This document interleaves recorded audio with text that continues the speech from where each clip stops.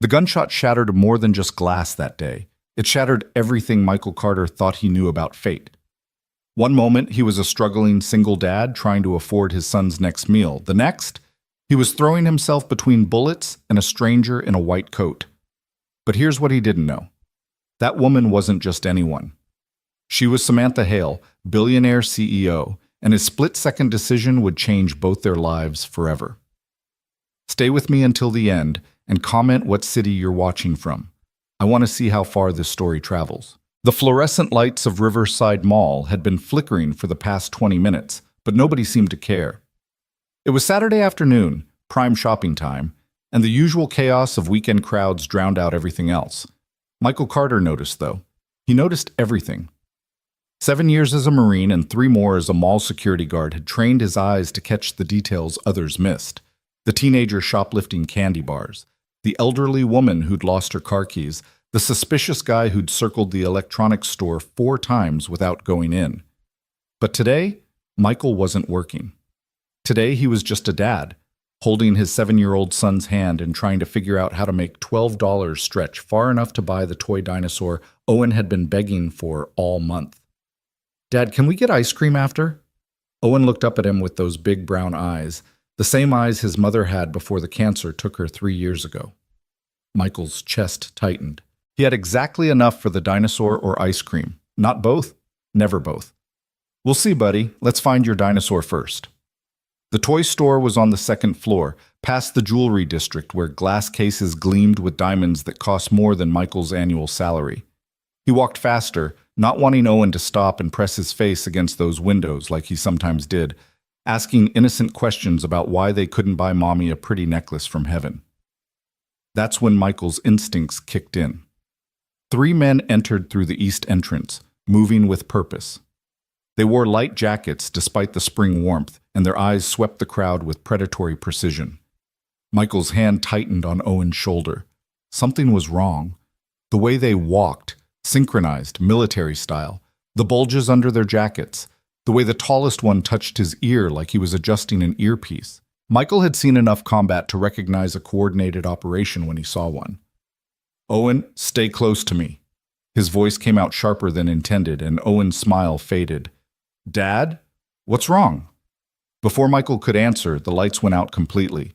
For 3 seconds, Riverside Mall plunged into absolute darkness. Screams erupted immediately, that primal fear of not knowing what's coming. Then the emergency lights kicked in, bathing everything in an eerie red glow that made the chrome fixtures look like they were bleeding.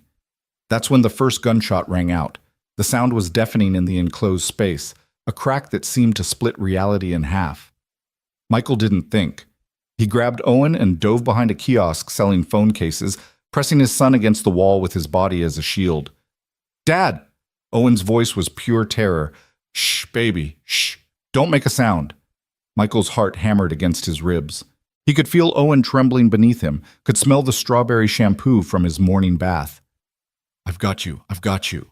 "Everybody on the ground, now!"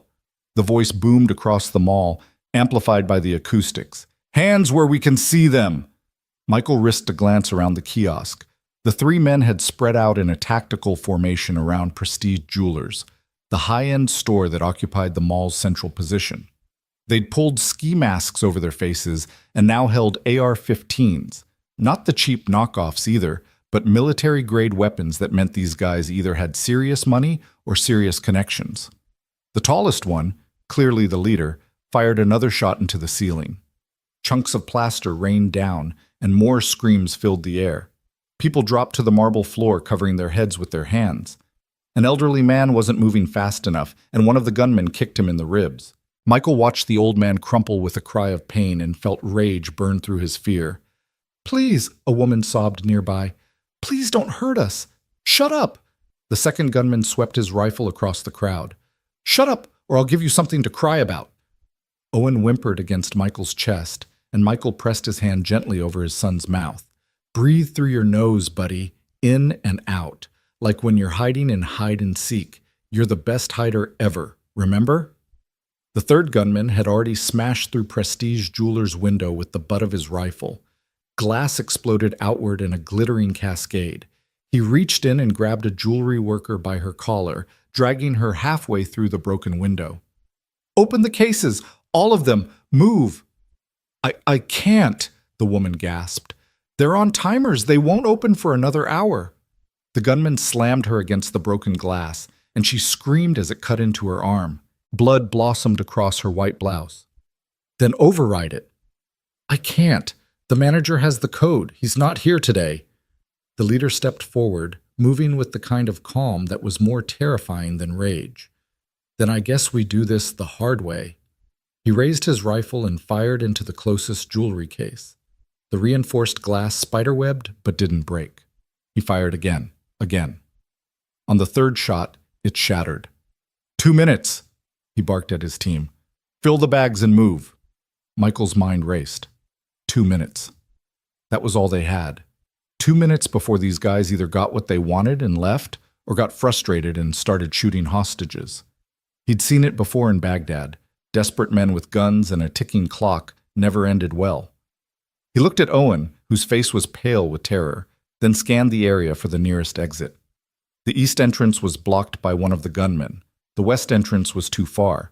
They'd never make it across that open space without being seen. His eyes landed on the service corridor behind the kiosk, the one employees used to move stock between stores. If he could get Owen there. Then he saw her.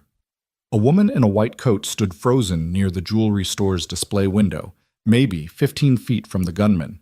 She couldn't have been more than 35, with dark hair pulled back in a professional bun and a leather laptop bag clutched to her chest like a shield. She wasn't on the ground like everyone else. She just stood there, paralyzed, her body rigid with shock. The second gunman hadn't noticed her yet.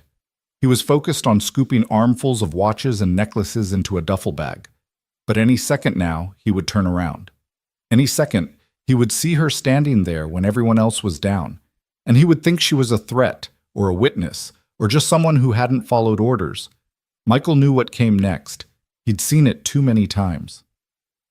"Stay here," he whispered to Owen. "Don't move. Don't make a sound. Count to 100 really slow, then go through that door behind us. Find a security guard. Can you do that for me?" Owen's eyes went wide with understanding. "Dad, no. I love you, buddy." Michael kissed his son's forehead, then moved before he could think about what he was doing, before fear could root him in place. He ran. Not toward the exit, not toward safety, toward the woman in white. His boots barely made a sound on the marble floor. Marine training never left you, but it was enough. The third gunman's head snapped up, tracking the movement. Michael saw the rifle barrel start to swing in his direction, saw the man's finger begin to squeeze the trigger. Time didn't slow down. That was a myth. Instead, everything sharpened. Michael could see the individual scratches on the rifle's scope, could count the tiles between him and the woman, could hear his own heartbeat like a war drum in his ears. The woman finally moved, her head turning toward him with agonizing slowness. Her eyes met his, and Michael saw the exact moment realization hit, the moment she understood she'd been standing there like a target while everyone else was down. He was 5 feet away when the gunshot came. The bullet didn't hit him. Instead, it struck the jewelry store's main display window, the huge sheet of reinforced glass that showcased a $3 million diamond necklace. The glass exploded in a storm of crystalline shrapnel, and Michael threw himself forward, covering the woman with his body as 1,000 tiny blades filled the air. They hit the floor hard. Michael's shoulder took the brunt of the impact, and he felt something in his collarbone grind in a way that made stars explode behind his eyes. The woman gasped beneath him, her laptop bag crushed between them. Glass rained down like hail, pinging off his back, his neck, his scalp. Pieces sharp enough to slice skin embedded in his shirt. "Stay still," he breathed into her ear. "Don't move, don't make a sound." She was shaking so hard he could feel her whole body vibrating against his. Her breathing came in short, panicked gasps that told him she was seconds from a full panic attack. Michael had seen soldiers freeze up in combat, had talked more than one through the paralysis that came when your brain couldn't process what was happening fast enough. "Listen to me," he whispered, his voice barely audible over the chaos. "Breathe. In through your nose, out through your mouth. That's it. You're okay. I've got you." "Get those cases open," the leader roared. "Forget the small stuff. I want the diamonds from the main vault." "The what?" one of his men replied. Boss, there's no... The vault, behind the back wall, there's supposed to be a reinforced door, says... How do you know that? A pause. Because I worked here, you idiot. 5 years ago, before they fired me. Now find it. Michael's mind filed that information away. Inside job. The leader knew the layout, knew the security protocols, knew exactly when the manager wouldn't be here. This wasn't some random hit. This was planned, organized, personal, which made it more dangerous. Vengeful people with guns didn't just want money, they wanted to prove something. And people trying to prove something took bigger risks, made messier decisions, cared less about witnesses. The woman beneath him let out a tiny sob, and Michael felt her trying to look up. Don't, he murmured. Keep your head down. Close your eyes if you can. My son, she whispered. I have a son. He's 8. His name is... You're going to see him again, Michael cut her off, gently but firmly. But right now you need to trust me. Can you do that? She nodded against his chest, and Michael felt some of the tension leave her body. Good. Panic got people killed. Focus kept them alive. He risked a glance over his shoulder. The gunman had moved deeper into the store, disappearing into the back room. The leader stood guard at the entrance, rifle sweeping back and forth across the crowd of hostages. Michael could see the tactical vest beneath his jacket now, the spare magazines clipped to his belt. This guy had come prepared for a war, but he'd made one mistake. He'd moved his backup away from the main floor. That left him alone, watching 50-some hostages spread across 100 feet of mall. Too much space. Too many variables. The emergency lights flickered, and Michael heard sirens in the distance. Someone had called 911. Help was coming. All they had to do was survive until then. Police! A voice echoed through the mall's sound system, tinny and distorted. This is the Riverside Police Department. The building is surrounded. Release the hostages and come out with your hands up. The leader's head snapped toward the east entrance, where blue and red lights now flashed through the glass doors. Damn it! He keyed his earpiece. How long? A muffled response Michael couldn't hear. Fine, we do it the hard way. The leader grabbed the nearest hostage, a teenage girl, and hauled her to her feet. She screamed, and her mother lunged forward only to be knocked back by the rifle's stock. Listen up, I'm walking out of here with what I came for, and if anyone tries to stop me, I start shooting. He dragged the girl toward the service entrance, the one employees used for deliveries. Michael's blood ran cold. That was the same corridor he'd told Owen to use. If his son was still there, if he hadn't moved yet. The woman beneath him felt him tense. What is it? She whispered. My son. The words tasted like ash. I told him to go that way. Her hand found his, surprisingly strong despite her trembling.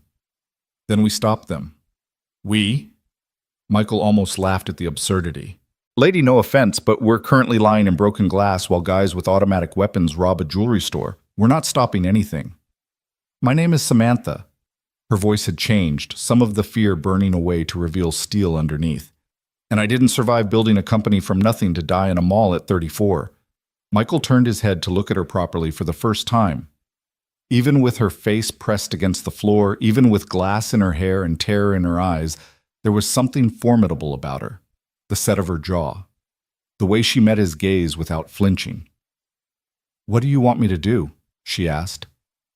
Before Michael could answer, one of the other gunmen emerged from the back room, dragging an industrial-sized duffel bag that clinked with stolen goods. Got it.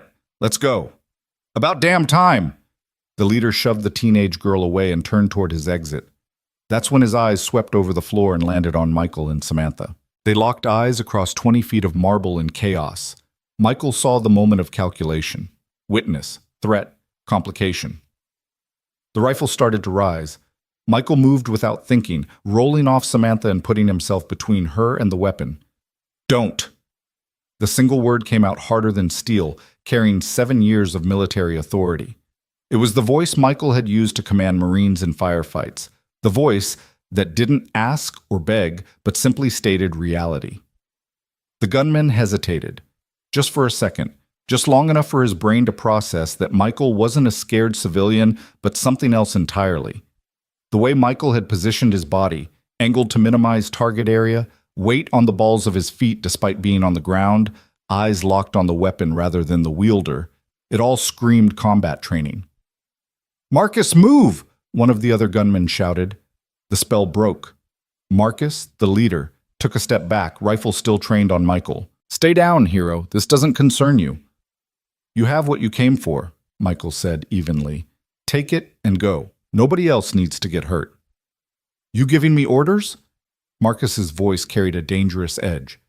"You think you're in charge here?" "I think you're running out of time."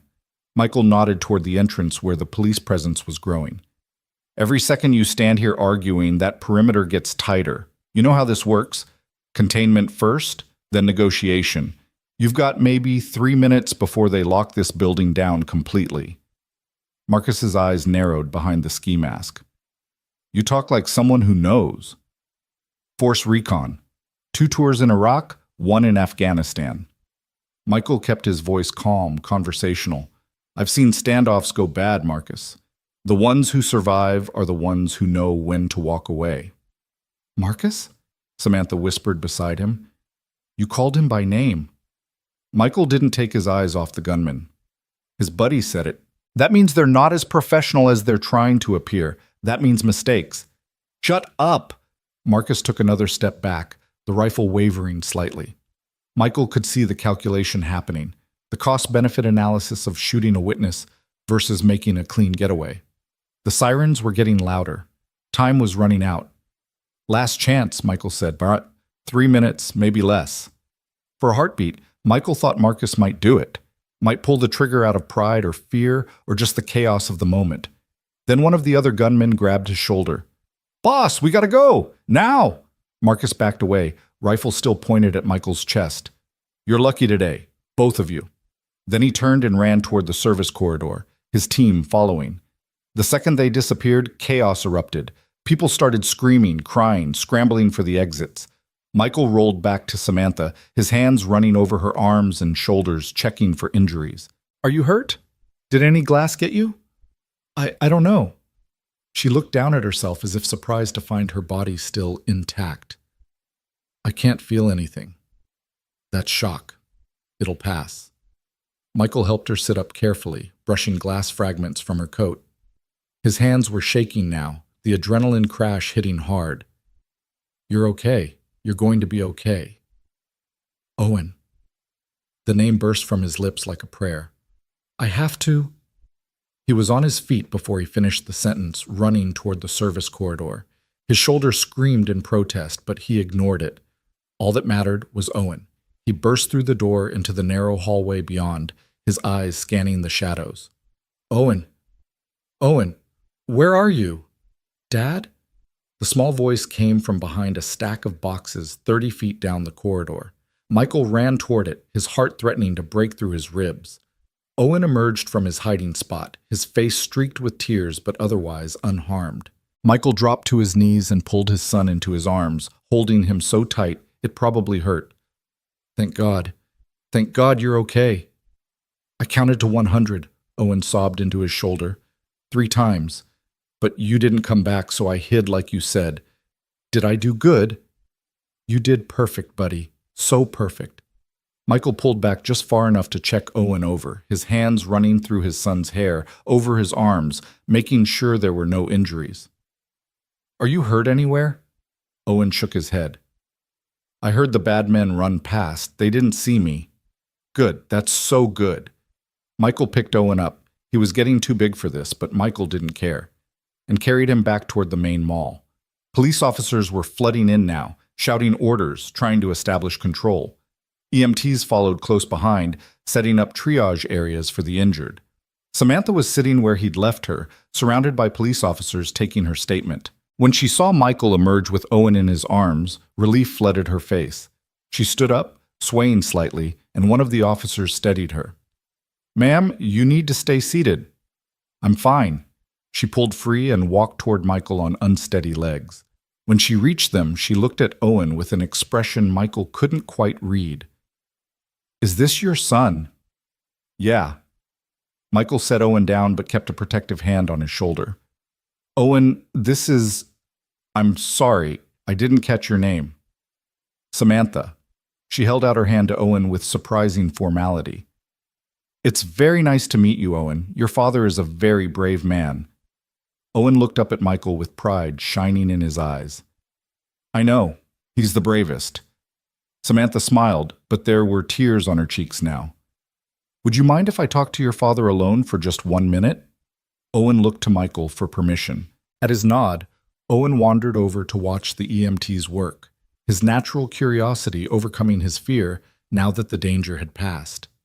Samantha turned back to Michael, and suddenly she was crying in earnest. You saved my life! The words came out choked. That glass, if you hadn't covered me, I saw what it did to the displays. It would have... Hey! Michael caught her hands, which were shaking uncontrollably. You're okay. That's what matters. But your son. You left your son to save a stranger. She looked at him with something like awe. Who does that? Anyone would have done the same, Michael said automatically. No. Samantha shook her head firmly, her eyes meeting his with an intensity that pinned him in place. No, they wouldn't. I've lived in this world long enough to know that most people look out for themselves first. You didn't. You saw someone in danger and you ran toward it, not away. That's... She had to stop, overcome with emotion. That's extraordinary. Michael felt uncomfortable with the praise. He didn't feel extraordinary. He felt like a man who'd made a split-second decision and gotten lucky that it worked out. I was a Marine. We don't leave people behind. Were? Retired. He touched his shoulder unconsciously, where an IED had left shrapnel that still ached on cold days. Medical discharge. Nothing dramatic, just enough damage that they couldn't deploy me anymore. Samantha's eyes tracked the gesture, then moved to the blood seeping through his shirt from the glass cuts. You're hurt. It's nothing. You're bleeding through your shirt. That's not nothing. She looked around for an EMT, then back at him with determination. At least let them check you out. I need to get Owen home. He's been through enough today. Then give me your number. The words tumbled out quickly, almost desperately. Please, I want to thank you properly, when things are calmer. Michael hesitated. Something about the intensity in her gaze made him uncomfortable, like he'd seen too deeply into her soul during those minutes on the floor. But she'd been through trauma, and trauma made people form connections to whoever was there when it happened. In a few days, once the shock wore off, she'd forget about him entirely. Sure. He pulled out his phone with his good arm and typed in her number as she recited it. But really, you don't need to thank me. Yes, Samantha said quietly. I really do. An officer called her name, needing more information for the report. She squeezed Michael's hand once more, then walked back to give her statement. Michael watched her go, noting the way she held herself, straight spine, squared shoulders, like she was physically holding herself together through willpower alone. Then Owen tugged on his pants, and Michael forgot about the woman in white. He had his son to take care of, dinner to figure out with whatever was left in the fridge, and a building full of police reports to file. The dinosaur Owen wanted would have to wait another month. The ice cream would definitely have to wait. As they left through the east entrance, walking past police cruisers and news vans, Michael glanced back at the mall once. Samantha was talking to a police captain, her white coat stained with dust and flecked with tiny spots of blood. His blood, from where glass had cut his back. She looked small suddenly, and vulnerable, not at all like the composed woman who'd looked at him with such intensity moments before. Then Owen said something about wanting pizza for dinner, and Michael turned away, focusing on his son's chatter as they walked toward the bus stop. He didn't know that across the mall, Samantha was refusing to leave until she'd given detailed descriptions of Michael and Owen to every authority figure present. Didn't know she was insisting they find out who he was, where he lived, how to contact him. Didn't know that as she finally agreed to be driven home, she clutched a scrap of paper with his number on it like a lifeline. Michael Carter had no idea that the woman he'd saved wasn't just anyone, that by morning, his split-second decision would be replayed on every news channel. That his life, his comfortable, predictable, barely getting by life, was about to change in ways he couldn't begin to imagine. All he knew was that his shoulder hurt like hell, Owen was safe, and they had exactly $4.23 until his next paycheck. It would have to be enough. It always had to be enough. The apartment smelled like burnt mac and cheese when they got home, which meant Michael had forgotten to turn off the stove before they left that morning. He stood in the doorway of their tiny kitchen, staring at the blackened pot in the sink, and felt the weight of the day finally crash down on him. His hands started shaking so badly he had to grip the counter. "Dad?" Owen's voice came from behind him, small and worried. "Are you okay?" Michael took a breath, forced his hands to steady, and turned around with what he hoped was a reassuring smile. "Yeah, buddy, just tired. Why don't you go wash up while I figure out dinner?" Owen didn't move. He stood in the doorway in his dinosaur t-shirt, the one with a hole in the sleeve that Michael kept meaning to sew, and looked at his father with eyes too old for 7 years. "You were scared today. I saw you." Michael's throat tightened. He'd tried so hard to be strong, to shield Owen from the worst of it. But kids saw everything. "Yeah," he admitted quietly. "I was scared. Being brave doesn't mean you're not scared. It means you do the right thing even when you are. Like when you helped that lady? Like that." Owen considered this for a moment, then crossed the small kitchen and wrapped his arms around Michael's waist. "I was really scared too, but then I remembered what you always say, that we're a team, that we look out for each other." Michael hugged his son back, blinking hard against the sudden sting in his eyes. "That's right. Always." They ordered pizza with the last of the cash Michael had stashed in the coffee can, the emergency fund that was supposed to last until the end of the month, but now had exactly $8 left. Owen ate 3 slices while watching cartoons, his trauma already fading into the background the way children's trauma sometimes did. Kids were resilient. Michael knew that from experience, from the children he'd seen in war zones who played soccer and bombed out streets like it was the most normal thing in the world. But resilience had limits. Everyone's did. After Owen fell asleep in Michael's bed because he was too scared to sleep alone, Michael sat on their worn couch and finally let himself process what had happened. His shoulder throbbed where it had hit the floor, his back stung from a dozen shallow cuts, but it was his hands that wouldn't stop shaking, the adrenaline finally working its way out of his system. He'd killed men in war, had been shot at more times than he could count, but today had been different. Today, Owen had been there. Today, Michael had looked at his son's terrified face and known that one wrong move, one moment of hesitation, could make Owen an orphan. The thought made him want to throw up. His phone buzzed onto the coffee table, and Michael picked it up expecting a text from his supervisor asking if he was okay. Instead, it was an unknown number. "This is Samantha Hale, the woman from the mall. I wanted to check on you and your son. Are you both all right?" Michael stared at the message for a long moment. Part of him wanted to ignore it, to let this woman fade back into being a stranger he'd helped once. But something about the formality of the text, the way she'd introduced herself fully, like he might not remember, made him respond. "We're fine. How are you doing?" The reply came almost instantly. "Honestly, I'm sitting in my house drinking wine and trying not to shake apart. I keep seeing that glass exploding. Keep hearing those gunshots." Michael typed back, "That's normal. Shock takes time to process. Give yourself permission to feel it." "Is that what you're doing?" He looked down at his trembling hands. "Trying to." There was a pause, then another message appeared. "Thank you for today, for what you did. I know you said anyone would have done the same, but I've been thinking about that and I really don't think that's true. Most people freeze or run. You didn't. Marine training. Maybe. Or maybe you're just a better person than most." Michael didn't know how to respond to that, so he didn't.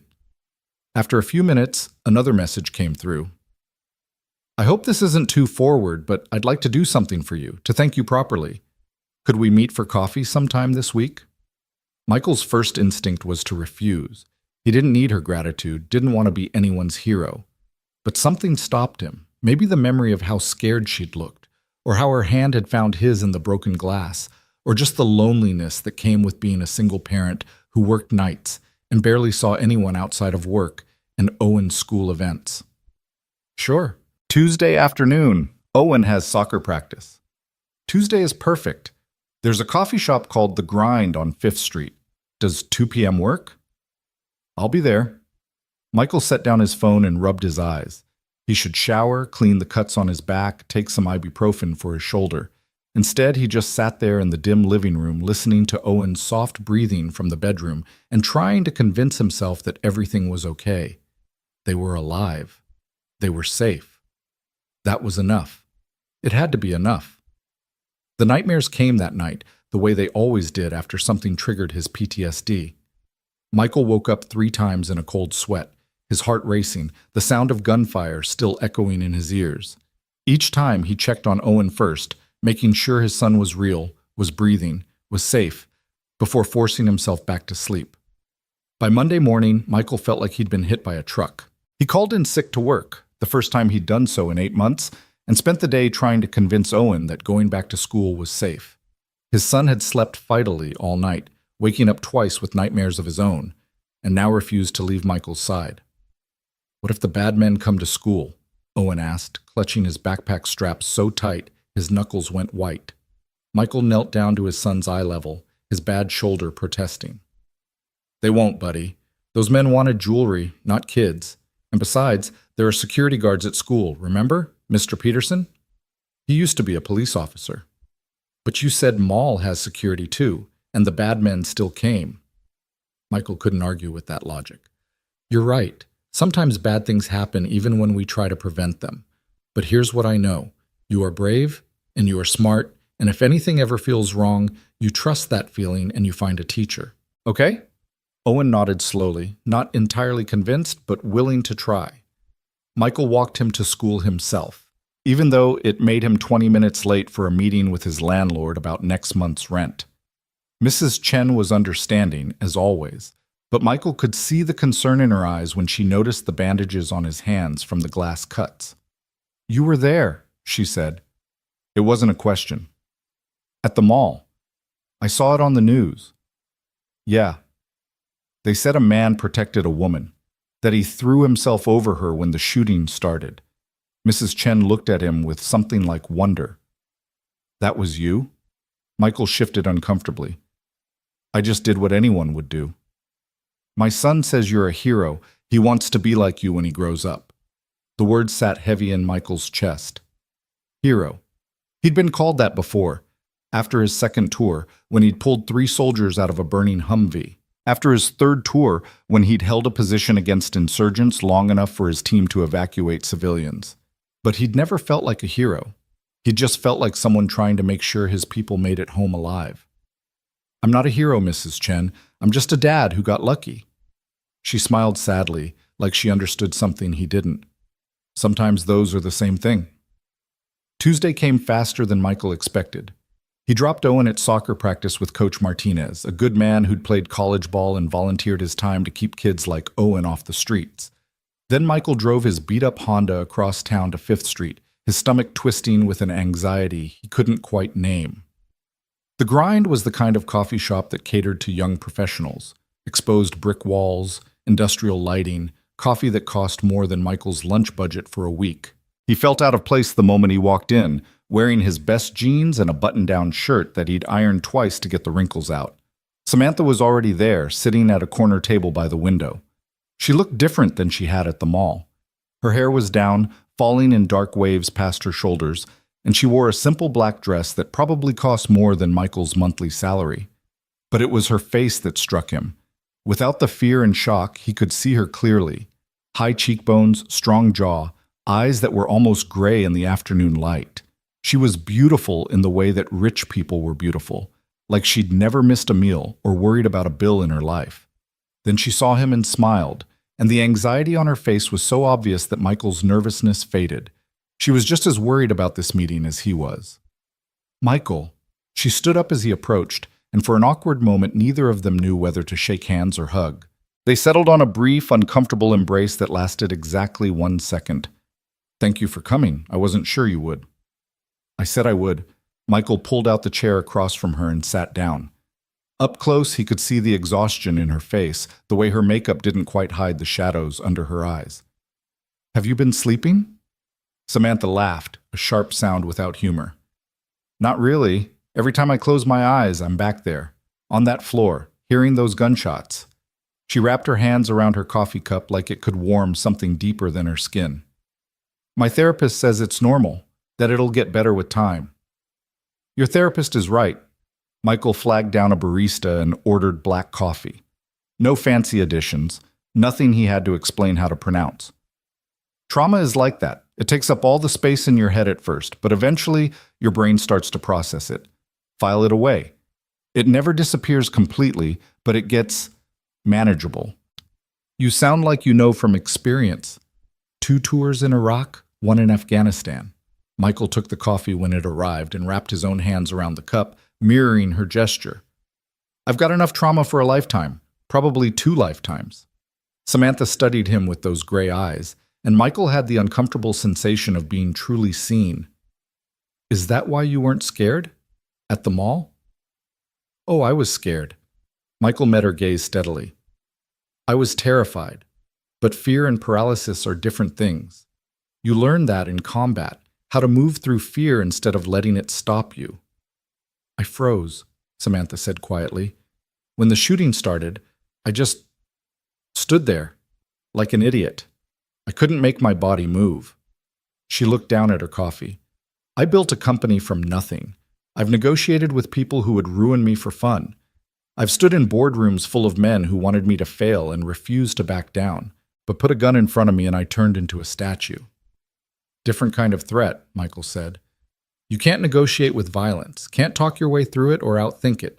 Your brain knew that, so it shut down. It's not weakness, it's biology. That's generous. It's true. Michael took a sip of coffee and winced at how hot it was. You want to know what I think? I think you were in shock from the moment those lights went out. Your brain was trying to protect you by disconnecting you from reality. That's why you couldn't move. And when I covered you, when someone else took charge of keeping you safe, your brain could finally start processing again. That's why you could talk to me. Why you could function. Samantha was quiet for a long moment, turning the coffee cup in her hands. When she spoke again, her voice was thick with emotion. My son. I kept thinking about my son, that I'd never see him again, that he'd grow up without a mother the way I grew up without one. She swiped at her eyes quickly, angry at the tears. Sorry, I'm not usually like this. Don't apologize. Michael pulled a napkin from the dispenser and slid it across to her. You nearly died. You get to cry about it. She took the napkin but didn't use it, just held it in her fist like a talisman. How do you do it? How do you go through something like that and just function? You had your son with you. You must have been going out of your mind. Michael's jaw tightened at the memory. I was. But Owen needed me to be calm, so I was calm. That's the job. Being a parent means you don't get to fall apart until the kids are safe. Single parent? My wife died 3 years ago. Cancer. The words still hurt to say, even after all this time. It was fast. 6 months from diagnosis to funeral. Owen was 4. He barely remembers her now, and I don't know if that's better or worse. Samantha's expression softened with understanding. I'm divorced. My ex-husband wanted the company I was building, not the woman building it. When I wouldn't give him control, he left. Took half my assets and moved to Monaco with his secretary. She laughed bitterly. Cliché, right? I'm sorry. Don't be. Best thing that ever happened to me. Taught me that the only person I can really count on is myself. She paused, then added quietly, until Saturday. Saturday, I had to count on you, and you didn't let me down. Michael didn't know what to say to that, so he just nodded and drank his coffee. Around them, the coffee shop buzzed with conversation. Young professionals on laptops, college students studying, a mother bribing her toddler with a cookie. Normal people living normal lives, unaware that just days ago, the woman in the corner table had thought she was going to die. I want to do something for you, Samantha said suddenly. For you and Owen. I know you said you don't want money, but I don't. But I need to do something. You saved my life. That's not a debt I can just walk away from. Michael set down his coffee cup with more force than intended. It's not a debt at all. I didn't help you because I expected payment. I helped you because you needed help. That's it. I know that, but the world doesn't work on selflessness alone. You took a risk for me. Multiple risks. You could have been shot. Your son could have been orphaned. Don't you think that deserves something? What it deserves is for you to pay it forward. Michael leaned back in his chair, suddenly tired. Next time you see someone who needs help, help them. That's how you thank me. Samantha looked at him for a long moment, and Michael couldn't read the expression on her face. Then she reached into her purse and pulled out a business card, sliding it across the table. At least take this. My direct number is on the back. If you or Owen ever need anything, and I mean anything, you call me. Deal? Michael picked up the card. It was heavy stock, probably imported, with elegant lettering that read, Samantha Hale, CEO, Hale Industries. He'd never heard of Hale Industries, but then again, he didn't exactly move in circles where people handed out business cards. What does your company do? He asked, more to change the subject than genuine curiosity. Technology infrastructure. We build the systems that power other companies. Cloud storage, data security, network architecture. It's complicated and boring, which is why most people have never heard of us, even though we're in everything they use. Michael turned the card over. The phone number on the back was handwritten in neat, precise digits. He slipped it into his wallet, more to make her feel better than because he thought he'd ever use it. Okay, if I need anything, I'll call. Promise? Promise. They talked for another hour, the conversation drifting from the mall to Owen's soccer practice to Samantha's son, Marcus, 8 years old, obsessed with astronomy, and convinced he was going to be the first person to walk on Mars. Michael found himself relaxing despite his earlier discomfort. Samantha was easy to talk to once you got past the obvious wealth gap. She listened when he talked about Owen, asked thoughtful questions, shared her own parenting struggles with refreshing honesty. Marcus asked me why I couldn't just buy him a space shuttle, she said, laughing. He genuinely thought that because I run a company, I can just purchase NASA equipment. I had to explain that money doesn't actually work that way. Owen asked me for a toy dinosaur that costs $12 and cried when I said we had to wait until next month. Michael hadn't meant to say that, but the words came out anyway. He didn't understand why we couldn't just get it now. How do you explain poverty to a 7-year-old? Samantha's smile faded. You're struggling. It wasn't a question, and Michael felt his defenses rise. We're fine.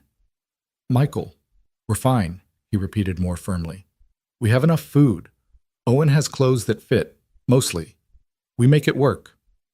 But you work as a security guard at a mall, and you're raising a child alone, and you just got caught in a robbery that probably means you'll have trauma-related medical expenses you can't afford.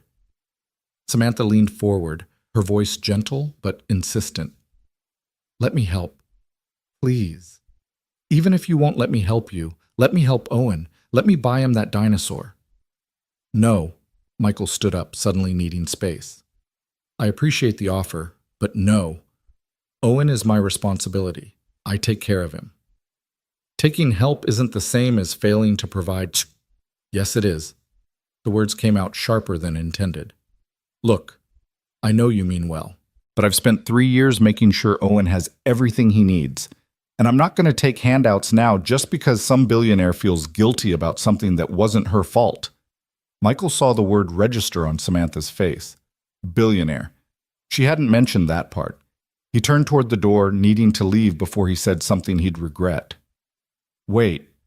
Samantha caught his arm, then immediately let go when he flinched. I'm sorry. I pushed too hard. She took a breath. I'm not good at this.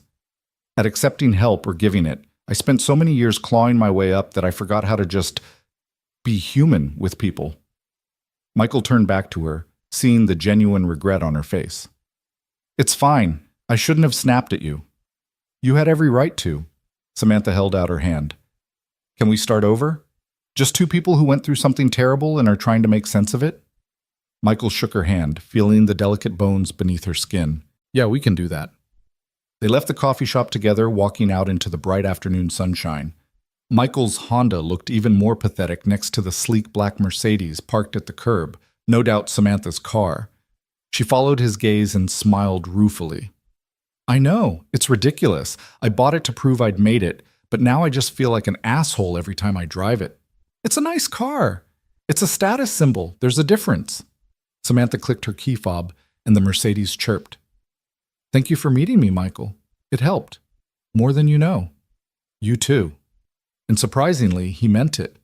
Talking about the mall, about the fear and the shock, had helped ease something in his chest that had been wound tight since Saturday. Samantha started to get in her car, then stopped. That man! The one who called the leader Marcus. The police said they're still looking for all three of them. They'll find them. Guys like that always make mistakes. I hope you're right. She bit her lip.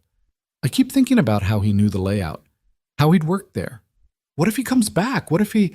He won't, Michael said firmly. He got what he wanted. Moving on to his next target is smarter than going back to the scene, and these guys, whatever else they are, they're not stupid. Samantha nodded, but Michael could see she wasn't convinced. He didn't blame her. In his experience, people who'd been through violence always waited for it to come back. That's what trauma did. It made you expect the other shoe to drop. If you need to talk, he found himself saying, about the nightmares or the fear or any of it, you have my number now too. Samantha's smile was genuine this time, reaching her eyes. Thank you. I might take you up on that. Michael watched her drive away, then walked to his own car. He had 15 minutes to get across town to pick up Owen from practice. If he hit traffic, he'd be late. And Owen hated waiting alone with the other kids getting picked up by their two-parent families in their nice cars with their put-together lives. But as Michael pulled out of the parking spot, his phone rang. Unknown number. Hello? Is this Michael Carter? A woman's voice, professional and crisp. Yeah, who's this? My name is Detective Sarah Morrison with the Riverside Police Department. I'm calling about the incident at the mall on Saturday. We'd like you to come in and answer some follow-up questions. Michael's stomach sank. I already gave my statement at the scene. I understand, but some new information has come to light. We need to verify a few details. Would tomorrow morning work? Say, 9 o'clock? Michael thought about his work schedule, about the shift he was supposed to cover. I'll have to call in. My supervisor. We've already contacted your supervisor. He's aware you'll need the morning off. That was either very efficient or very concerning. Michael couldn't decide which. Okay, 9 o'clock. Should I bring anything? Just yourself? And Mr. Carter, we'd appreciate if you didn't discuss this call with anyone. Ongoing investigation. She hung up before he could respond. Michael sat in his car, staring at his phone, a cold feeling settling in his gut. New information. What new information? The robbery had been straightforward. 3 men, guns, jewelry store, failed heist. What else was there to know? His phone buzzed with a text. This time it was from his supervisor at the mall. Heard you're meeting with police tomorrow. FYI, corporate is asking questions about your involvement. Might want to think about what you tell them. Michael read the text 3 times, trying to parse the meaning. Was that a threat? A warning? What exactly was corporate asking about? He was still thinking about it when he pulled up to the soccer field. Owen ran over, his face flushed with exercise and happiness. Dad! Dad! I scored 2 goals. Coach Martinez said I'm getting really good. Michael pushed down his worry and smiled. That's amazing, buddy. Tell me all about it. As Owen chattered about soccer and his teammates and the snack coach had brought, Michael tried to focus on his son's joy. But part of his mind was already in that police station tomorrow, wondering what questions they'd ask and why his supervisor seemed worried about his answers. That night, after Owen was asleep, Michael sat on the couch and pulled out Samantha's business card. He stared at the handwritten number on the back, debating. She'd said to call if he needed anything. But what did he need? Answers he didn't have. Reassurance that whatever was happening wouldn't blow up his life. Maybe just someone to talk to who'd been there, who understood. Before he could talk himself out of it, Michael dialed the number. She answered on the second ring. Hello? It's Michael. Sorry to call so late. It's 8:30. That's not late. He heard rustling, like she was sitting up. Is everything okay? I don't know. The police called. They want me to come in tomorrow for more questions about the robbery. Said new information came to light. Silence on the other end. Then, they called me too. This afternoon, same thing. New information, need to verify details. Did they say what information? No, just that it was about one of the suspects. Another pause. Michael, I'm scared. What if they think we're involved somehow? What if... We're not suspects, Michael said, more confidently than he felt. We're witnesses. They probably just need clarification on something. It's standard procedure. You sound like you're trying to convince yourself as much as me. She wasn't wrong. Michael rubbed his eyes, exhaustion weighing on him. My supervisor sent me a weird text. Said corporate is asking questions about my involvement, like I did something wrong by helping you. That's ridiculous. You're a hero. Maybe hero isn't what they want. Maybe they want security guards who stay out of the way and let robberies happen without interfering. Then they're idiots. Samantha's voice had gone hard. If they even think about punishing you for what you did, You'll what? This is my job we're talking about. I can't afford to lose it. Then I'll make sure you don't. She said it with such certainty that Michael almost believed her. I'm serious, Michael. If your job is threatened because of what happened, you call me. I have lawyers who would love a case like this. Michael laughed despite himself. Billionaire lawyers? Yeah, that won't make me look even more suspicious. Better suspicious than unemployed. They talked for another 20 minutes, Samantha promising to text him after her police interview, Michael promising to do the same. When he finally hung up, Michael felt marginally better. At least he wasn't facing tomorrow alone. But as he lay in bed that night, staring at the ceiling and listening to Owen's soft snoring from the other room, Michael couldn't shake the feeling that something bigger was happening. Something that started with a robbery but was growing into something else entirely. He just wished he knew what. Retry. The Riverside Police Department looked different in the harsh morning light than it had in Michael's imagination. He'd pictured something out of a crime drama, intimidating, stark, designed to make you feel guilty even if you weren't. Instead, it was just a tired municipal building with scuffed linoleum floors and fluorescent lights that buzzed too loudly. Michael checked in at the front desk, gave his name to a bored-looking officer, and was directed to wait in a lobby that smelled like burned coffee and desperation. He'd left Owen with Mrs. Chen, who'd insisted it was no trouble at all to watch him before school. But Owen had clung to Michael's leg at the door, his small face tight with worry that made Michael's chest ache. "You're not in trouble, right, Dad?" Owen had whispered. "The police only take bad people." Michael had knelt down, smoothing his son's hair back from his forehead. "I'm not in trouble, buddy. I'm just helping them catch the bad guys from the mall. Remember how we talked about doing the right thing? This is part of that." "But what if they don't believe you? What if they think you're bad?" The question had hit harder than it should have. "Then I'll tell them the truth until they do believe me." "The truth is the truth, Owen. It doesn't change just because someone doesn't want to hear it." Now, sitting in the police station waiting room, Michael wished he felt as confident as he'd sounded. His palms were sweating. His shoulder ached from where he'd landed on it during the robbery. And that cold feeling in his gut from yesterday had only gotten worse overnight. "Mr. Carter?" A woman appeared in the doorway, mid-40s, sharp eyes, dark hair pulled back in a no-nonsense ponytail. She wore a blazer over her detective's badge and carried a folder thick with papers. "I'm Detective Sarah Morrison. Thank you for coming in." Michael stood, wiping his palms on his jeans. "Of course, whatever I can do to help." She led him down a corridor lined with offices and interview rooms. Through one open door, Michael caught a glimpse of a wall covered in photographs. Crime scene images, he realized with a jolt, shattered glass, blood spatter, the jewelry store's destroyed display cases. Seeing the aftermath in stark, clinical detail made something twist in his stomach. Detective Morrison noticed his reaction. "Hard to look at, isn't it? Even when you were there. Harder, maybe.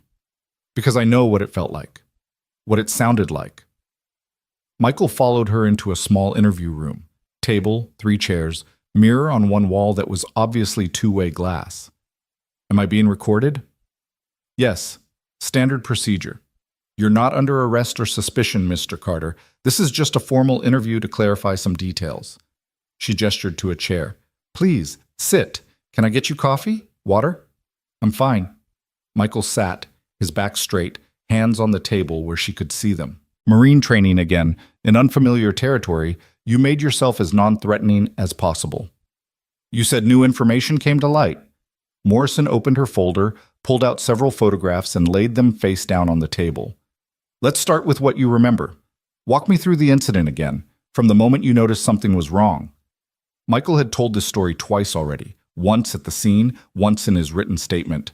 But he told it again, keeping his voice steady, his details consistent.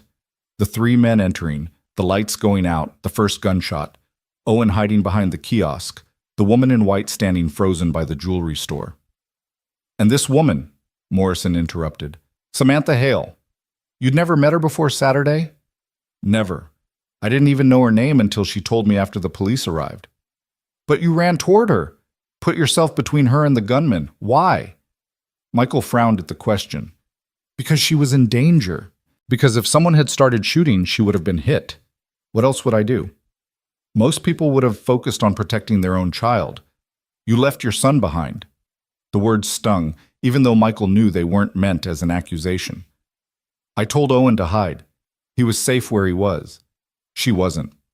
So you made a split-second decision to save a stranger's life instead of staying with your son.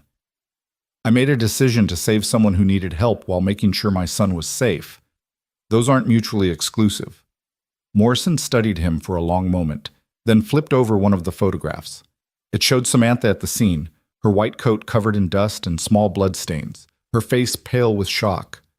Did Ms. Hale say anything to you while you were covering her? Anything about why she might have been targeted? Michael's frown deepened. Targeted? This was a robbery.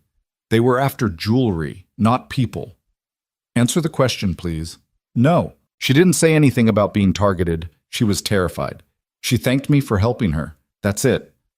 Michael leaned forward. What's going on here? You think this wasn't just a robbery? Morrison didn't answer. Instead, she flipped over another photograph. This one showed Marcus, the leader. His ski mask pulled up just enough to reveal his face.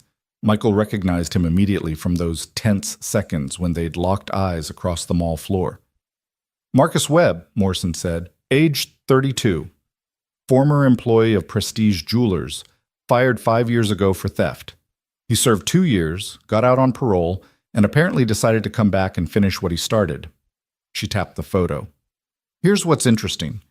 Webb had detailed knowledge of the store's layout, the security systems, even the timing of the guard rotations. But he made one mistake. He didn't know about the panic button that the manager had installed 6 months ago, a button that's only activated by biometric scan. Michael waited, sensing there was more. That panic button was triggered at exactly 2:47 p.m., 3 minutes before the robbery began, by someone inside the store, someone with authorized access. Morrison pulled out another photo. This one, a grainy security image of a woman's hand pressing a small device mounted under a counter. The manager wasn't there that day, so who triggered the panic button? I don't know. Someone who saw them coming? Someone who realized what was about to happen? Maybe. Or someone who was part of the plan. Someone who needed the police response to be fast and coordinated. Someone who wanted to make sure this robbery failed. Morrison's eyes were locked on Michael's face, watching for any reaction. Marcus Webb has a younger sister. She works in security consulting. 3 months ago, she got a contract with a tech company called Hale Industries. The name hit Michael like a physical blow. He sat back in his chair, his mind racing. You think Samantha Hale was involved in the robbery? I think it's an interesting coincidence that Marcus Webb's sister works for Samantha Hale's company, and that Samantha Hale just happened to be at the exact jewelry store her employee's brother was about to rob, at the exact time the robbery occurred, standing in the exact spot where she'd be most visible and most vulnerable. That's insane. Michael shook his head. I was there. She was terrified. That wasn't an act. People can be terrified and complicit at the same time, Mr. Carter. Fear doesn't equal innocence. So what, you think she staged this? That she wanted to be held at gunpoint and nearly shot? For what purpose?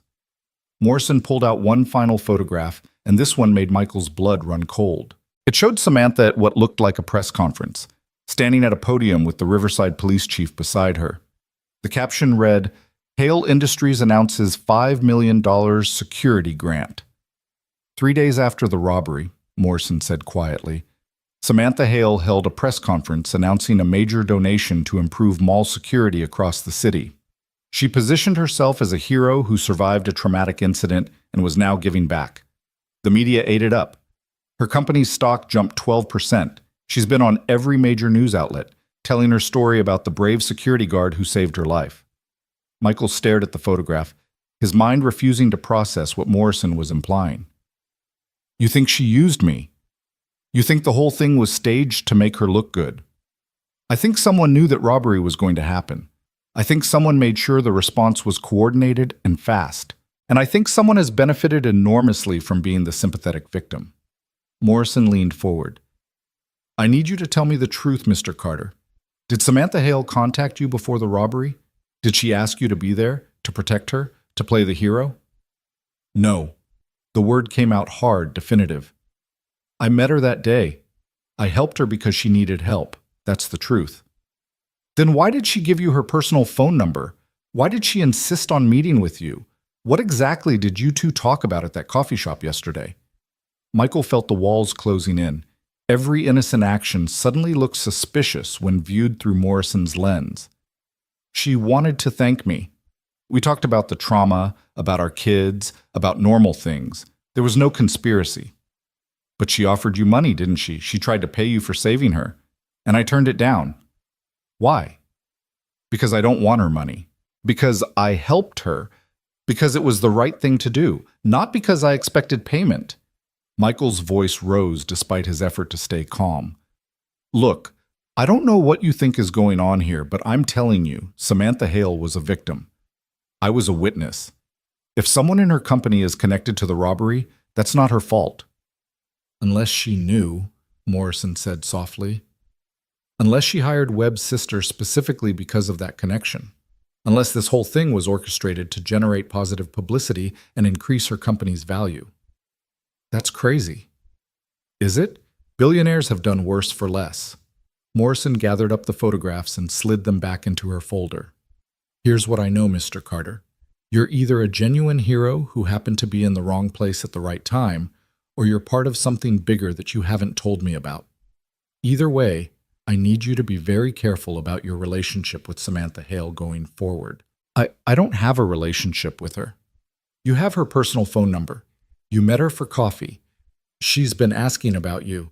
My colleagues in the media liaison office say she mentions you in every interview. Morrison stood up, and Michael realized the formal interview was over. I'm not accusing you of anything, but I am warning you that this investigation is ongoing and that associating with someone under scrutiny could complicate your life considerably. Michael stood too, his legs unsteady. Am I free to go? Of course. Like I said, you're not under suspicion, but if Ms. Hale contacts you again, I'd appreciate if you'd let me know what you discuss. And if you remember anything else from the robbery, anything at all, call me immediately. She handed him a business card, day or night. Michael took the card and walked out of the interview room on autopilot. His mind was spinning, trying to reconcile the terrified woman he'd protected with the calculated manipulator Morrison had described. It didn't fit. The fear in Samantha's eyes had been real. The way her hands shook when she thanked him had been genuine. Unless she was the best actress he'd ever met, there was no way she'd staged her own near-death experience. But doubt was a poison, and Morrison had injected it directly into his veins. Now every interaction with Samantha took on a different shade. The way she'd insisted on giving him her number, the coffee meeting, her immediate mention of her company and her success. Had any of it been real, or had she been playing him from the start? Michael's phone buzzed as he reached his car. Text from Samantha. Just finished with the police. They asked me some very strange questions. Can we talk? Michael stared at the message for a long moment, Morrison's warnings echoing in his head. Then he typed back, "Not right now. Need to think." The reply came immediately. "Did they tell you about Webb's sister? About her working for my company?" "Michael, I swear I didn't know. I have 3,000 employees. I don't personally vet everyone in security consulting." He believed her. Or he wanted to believe her. Michael couldn't tell the difference anymore. Instead of responding, he drove to pick up Owen from Mrs. Chen's apartment. His son came running out with his backpack already on, chattering about the pancakes Mrs. Chen had made for breakfast. Michael held Owen's hand as they walked to the car, grateful for the simple reality of his son's presence. Something real and uncomplicated in a morning that had turned everything else upside down. "Dad, you're squeezing too hard," Owen said, and Michael realized he'd been gripping his son's hand like it was the only thing keeping him anchored. "Sorry, buddy." He loosened his grip but didn't let go. "How about we play hooky today? Skip work, skip school, just hang out together?" Owen's eyes went wide with delight. Really? We can do that? Today we can. Michael needed his son close, needed to remember why he'd thrown himself in front of bullets in the first place. Not for publicity or money or some grand gesture, but because protecting people was what he did. It was who he was. They spent the day at the park, then got ice cream even though Michael couldn't really afford it, then went home and built a massive fort out of couch cushions and blankets. Owen laughed and played and was 7 years old again, not the scared kid from the mall. Michael tried to focus on that, tried to let his son's joy wash away the paranoia Morrison had planted. But that night, after Owen fell asleep in the pillow fort, Michael sat on the floor with his laptop and did what he should have done days ago. He searched for Samantha Hale. The results were overwhelming. Hundreds of articles, interviews, profiles in business magazines. Tech's hidden titan.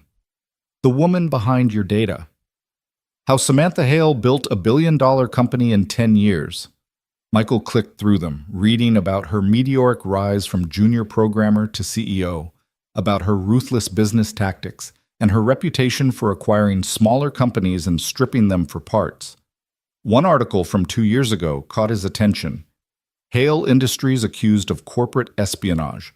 Lawsuit dismissed. Michael read about allegations that Samantha had stolen proprietary technology from a competitor, that she'd hired their employees specifically to gain access to trade secrets. The case had been thrown out for lack of evidence, but the article painted her as someone who would do anything, absolutely anything, to win. Then Michael found the recent coverage, all dated within the past 3 days. Every major outlet had run the story of the mall robbery, and Samantha featured prominently in each one. But what struck Michael was how carefully she'd crafted her narrative. In every interview, she mentioned his name. Michael Carter, a security guard and former Marine, risked his life to save mine. She'd made him part of her story, had elevated him from anonymous bystander to named hero. Why? Michael found the press conference video that Morrison had mentioned. Samantha stood at the podium looking polished and professional, every hair in place, speaking with measured emotion about her near-death experience and her commitment to making public spaces safer. Behind her stood the police chief, the mayor, and several other officials. The whole thing looked staged, rehearsed, perfect. "I want to personally thank Michael Carter," Samantha said into the cameras, "who showed incredible courage in the face of danger. His actions remind us that heroism isn't about wealth or status, it's about character, and that's something no amount of money can buy." The irony wasn't lost on Michael. She was using his poverty, his lack of wealth and status, as proof of his authenticity, which made her look better by association, the billionaire who recognized the working-class hero. It was a perfect public relations narrative. Michael closed his laptop, feeling sick. He didn't want to believe Morrison's theory, didn't want to think that Samantha had orchestrated the robbery, had positioned herself as the victim, had used him as an unwitting prop in her publicity stunt. But he couldn't unsee what he'd just learned, couldn't unknow the pattern of manipulation that seemed to follow her wherever she went. His phone rang, shattering the silence. Samantha's number. Michael let it ring 4 times before answering. "Hello?" "Michael, thank God. I've been trying to reach you all day." Her voice was tight with stress. "The police detective, Morrison, she thinks I was involved in the robbery somehow. She thinks I staged the whole thing. You don't believe that, do you?" "I don't know what to believe anymore." The silence on the other end stretched so long Michael thought she'd hung up. Then, "They got to you. They made you doubt me. They showed me evidence. They connected dots. They made me ask questions I should have asked from the beginning." "What questions?" "Like why you were at that mall at that exact time. Like why Marcus Webb's sister works for your company. Like why you've spent the past 3 days turning me into some kind of media hero when I specifically said I didn't want that." "I never said your name to the media," Samantha protested. "They found out on their own. They interviewed other witnesses. They pulled records. You said my name at the press conference. I watched the video." Another long pause. When Samantha spoke again, her voice was colder. "So that's it? One conversation with a detective and you've decided I'm some kind of criminal mastermind? Never mind that I nearly died. Never mind that you saw how scared I was." People can fake fear, apparently. People can stage anything if they want it badly enough. "And you think I wanted to be held at gunpoint?" You think I wanted to feel a bullet pass inches from my head? For what, Michael? For publicity? I'm already successful. I don't need a near-death experience to boost my company's profile. Your stock went up 12%. My stock fluctuates all the time. That's how markets work. Samantha's voice cracked slightly. I called you because I thought you'd understand. Because you were there. Because you're the only person who knows what it felt like to be on that floor waiting to die. But I guess I was wrong about you. Maybe you were wrong about me being useful to your narrative. The words came out harsher than Michael intended, but he couldn't take them back. He heard Samantha's sharp intake of breath, heard her anger finally breaking through. You know what? Fine. Believe what you want. Believe I'm some kind of monster who stages robberies for publicity. Believe I used you. Believe whatever makes you feel better about the fact that accepting help from someone successful makes you uncomfortable. Her voice was shaking now. But let me tell you something, Michael Carter. When I was lying on that floor convinced I was going to die, the only thought in my head was my son, not my company, not my stock price, my son. So whatever the police told you, whatever dots they connected, they're wrong. I was a victim, and you saved my life. That's the truth, whether you believe it or not. She hung up before he could respond. Michael sat in the darkness of his living room, Owen's soft breathing coming from the pillow fort, and wondered if he'd just made a terrible mistake. His phone buzzed with a text. Not from Samantha, from his supervisor at the mall. Need to see you tomorrow morning, 8 a.m., my office, it's important. Michael's stomach dropped. He texted back, about what? The response came after 5 agonizing minutes. Corporate has some concerns about your continued employment. We need to discuss your future with the company. Michael read the message 3 times, each time feeling the walls close in tighter. They were going to fire him. For helping someone. For being a hero. For doing exactly what anyone with a conscience would have done. He thought about calling Samantha back, thought about apologizing and asking for her help. But pride stopped him. Or maybe it was fear. Fear that if he accepted her help now, it would prove Morrison right, that he was part of whatever scheme the detective thought was happening. Instead, Michael did what he always did when his back was against the wall. He pulled out his laptop and started looking for new jobs. Security positions, warehouse work, anything that would pay the bills and let him keep Owen fed and safe. But every listing required experience he didn't have or qualifications he couldn't afford to get. The few that matched his skills paid less than what he was already making, and he could barely survive on his current salary. By 2 a.m., Michael gave up and crawled into the pillow fort next to Owen. His son stirred, mumbling something about dinosaurs, and snuggled closer. Michael wrapped his arm around Owen and stared at the blanket ceiling, wondering how everything had gone so wrong so fast. 4 days ago, he'd been nobody, just another single dad struggling to get by. Now he was caught between a detective who thought he was part of a conspiracy and a billionaire who might or might not have used him as a pawn in her public relations game. His job was in jeopardy, his name was in the media, and he had no idea who to trust or what to believe. The only thing Michael knew for certain was that he'd do it all again. If he could go back to that moment in the mall, knowing everything he knew now, he'd still throw himself over Samantha Hale. Because that's what you did when someone needed help. That was the only truth that mattered, even if it cost him everything. The morning came too soon. Michael dropped Owen at school with a promise to pick him up on time, then drove to the mall for what he suspected would be his last day as an employee. His supervisor, Derek Chen, Mrs. Chen's nephew, which was how Michael had gotten the job in the first place, looked miserable when Michael walked into his office. "Mike, sit down." Derek gestured to the chair across from his desk, and Michael noticed the HR representative sitting in the corner. Never a good sign. "Just tell me," Michael said. "Am I fired?" Derek exchanged a glance with the HR rep, then sighed. Corporate is concerned about liability.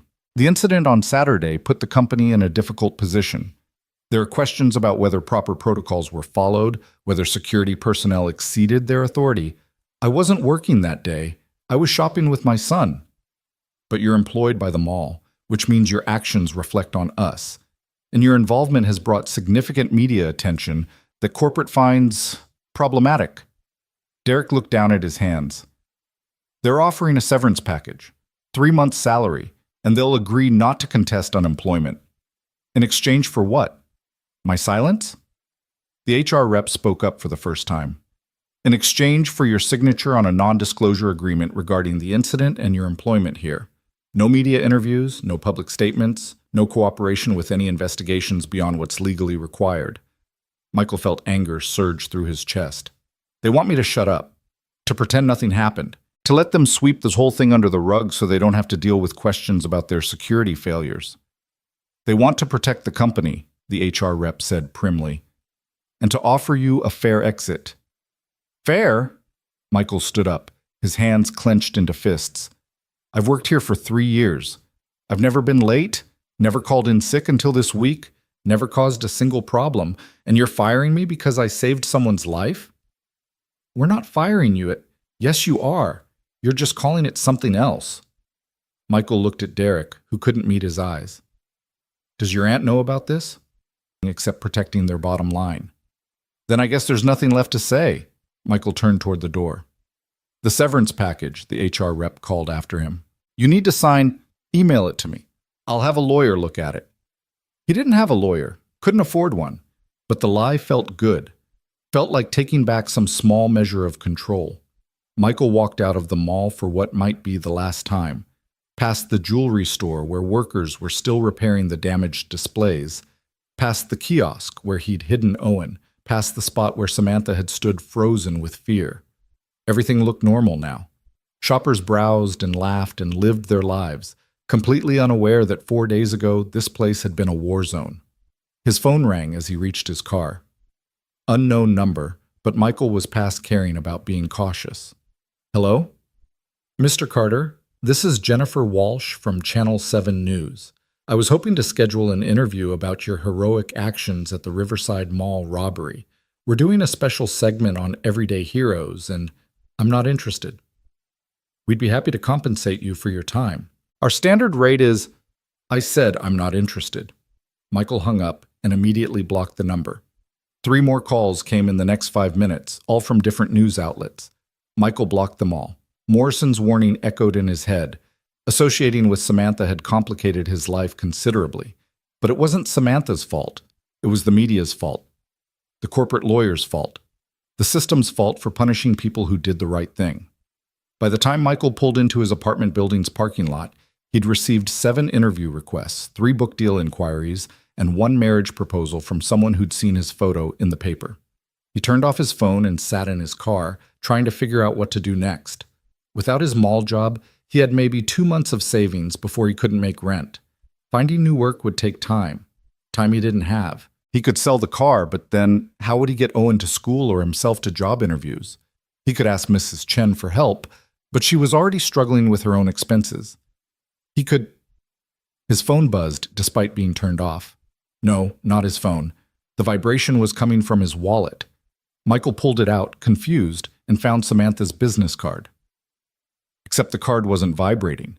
His fingers had just been resting on it when his phone buzzed one more time before fully powering down. Michael stared at the card, at the handwritten number on the back, and made a decision he hoped he wouldn't regret. He turned his phone back on and dialed. Retry. Samantha answered on the first ring, her voice clipped and professional. Samantha Hale. It's Michael. He closed his eyes, hating that he was doing this. I'm sorry. About last night. About what I said. Silence stretched between them, heavy with everything unsaid. Then Samantha's voice came back softer, uncertain. Are you calling because you believe me, or because you need something? The question was fair, and Michael respected her for asking it. Both. They fired me. The mall, they're letting me go because of the media attention, because I made them look bad by being involved. Those bastards. The anger in her voice was immediate and fierce. They can't do that. What you did had nothing to do with your employment. You weren't even working that day. Doesn't matter. They found a way to make it about liability and corporate image.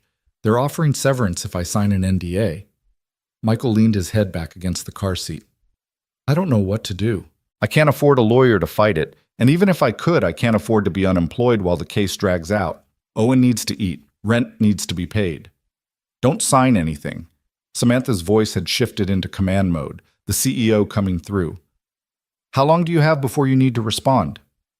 They said by end of day Friday. That's 2 days. Good. That gives me time. He heard rustling, like she was moving papers around. I'm going to send someone to look at their severance offer. Someone who owes me a favor and won't charge you a dime. And Michael, we're going to fix this. I don't want charity. It's not charity. It's what you do for people who've been wronged. She paused. And I meant what I said before, about you saving my life. I know you don't trust me right now, and I understand why. But I need you to understand something too. I didn't stage that robbery. I didn't use you. And I sure as hell didn't expect any of this to happen. Well, Michael wanted to believe her. God, he wanted to believe her. The detective said, I know what the detective said. She said the same things to me. About Webb's sister, about the timing, about the stock price. And here's what I told her. Yes, Amanda Webb works for my company. She's one of 3,000 employees. I hired her because she had good credentials and her contract bid was competitive. I had no idea she was related to Marcus Webb until the police told me.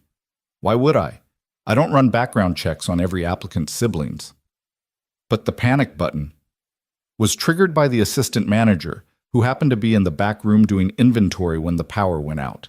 She saw the men coming through the security monitors and hit the button before hiding. The police confirmed this yesterday, but Morrison conveniently left that out of her interview with you. Samantha's voice was tight with frustration. She's building a case that doesn't exist because it makes better headlines than random robbery fails. The media loves conspiracy theories, especially ones involving rich people. Michael rubbed his eyes, exhaustion seeping into his bones. I don't know what's real anymore. I know the feeling. Samantha's voice softened. Look, I'm not perfect. I've made business decisions that hurt people. I've been ruthless when I needed to be. But I draw the line at staging my own attempted murder for publicity. That's not just wrong, it's insane. The articles I read about you, Michael said slowly, about the corporate espionage allegations, about the way you do business, they painted you as someone who'd do anything to win. And they weren't entirely wrong. In business, I am cutthroat. I buy companies and strip them down to their valuable parts. I poach talent from competitors. I play hardball in negotiations. She took a breath. But there's a difference between aggressive business tactics and criminal conspiracy. I've never crossed that line, Michael. Never. Michael sat with that for a moment, listening to his own breathing, trying to sort truth from manipulation. Finally, he said, Okay. Okay? I believe you, or at least I'm choosing to believe you until I have concrete proof otherwise, because the alternative is driving me crazy, and I'm too tired to be paranoid anymore. He heard Samantha exhale, like she'd been holding her breath. Thank you. I know that's not easy after everything Morrison told you. Morrison is doing her job. Maybe she's seeing connections that aren't there, or maybe there's something else going on that neither of us understands yet. But either way, I can't spend my life second-guessing everyone's motives. Michael glanced at his apartment building, where Owen would be coming home from school in a few hours, expecting dinner and normalcy. I have bigger problems right now, like figuring out how to keep a roof over my son's head. The lawyer I'm sending, his name is Robert Klein. He'll call you within the hour. He's handled cases like this before, and he's very good. Samantha paused. And Michael, I have a job opening, if you're interested. Michael's hand tightened on the phone. What kind of job? Security operations consultant. I wasn't lying when I mentioned it at the coffee shop. We're expanding our physical security division, building out protocols for corporate campuses, developing training programs, consulting on emergency response. I need someone with real-world experience, someone who knows how to keep people safe when things go wrong. And you just happen to have this position open right when I lost my job? I've had it open for 2 months. We've interviewed 6 candidates, and none of them had the right combination of skills and instincts. But you do. Her voice was matter-of-fact, professional. The pay is $85,000 a year, full benefits, 3 weeks paid vacation. The hours are better than mall security, mostly 9 to 5, occasional evening meetings. And before you ask, no, this isn't charity. You'd be working, probably harder than you've worked in years. Michael did the math in his head. $85,000 was more than double his mall salary.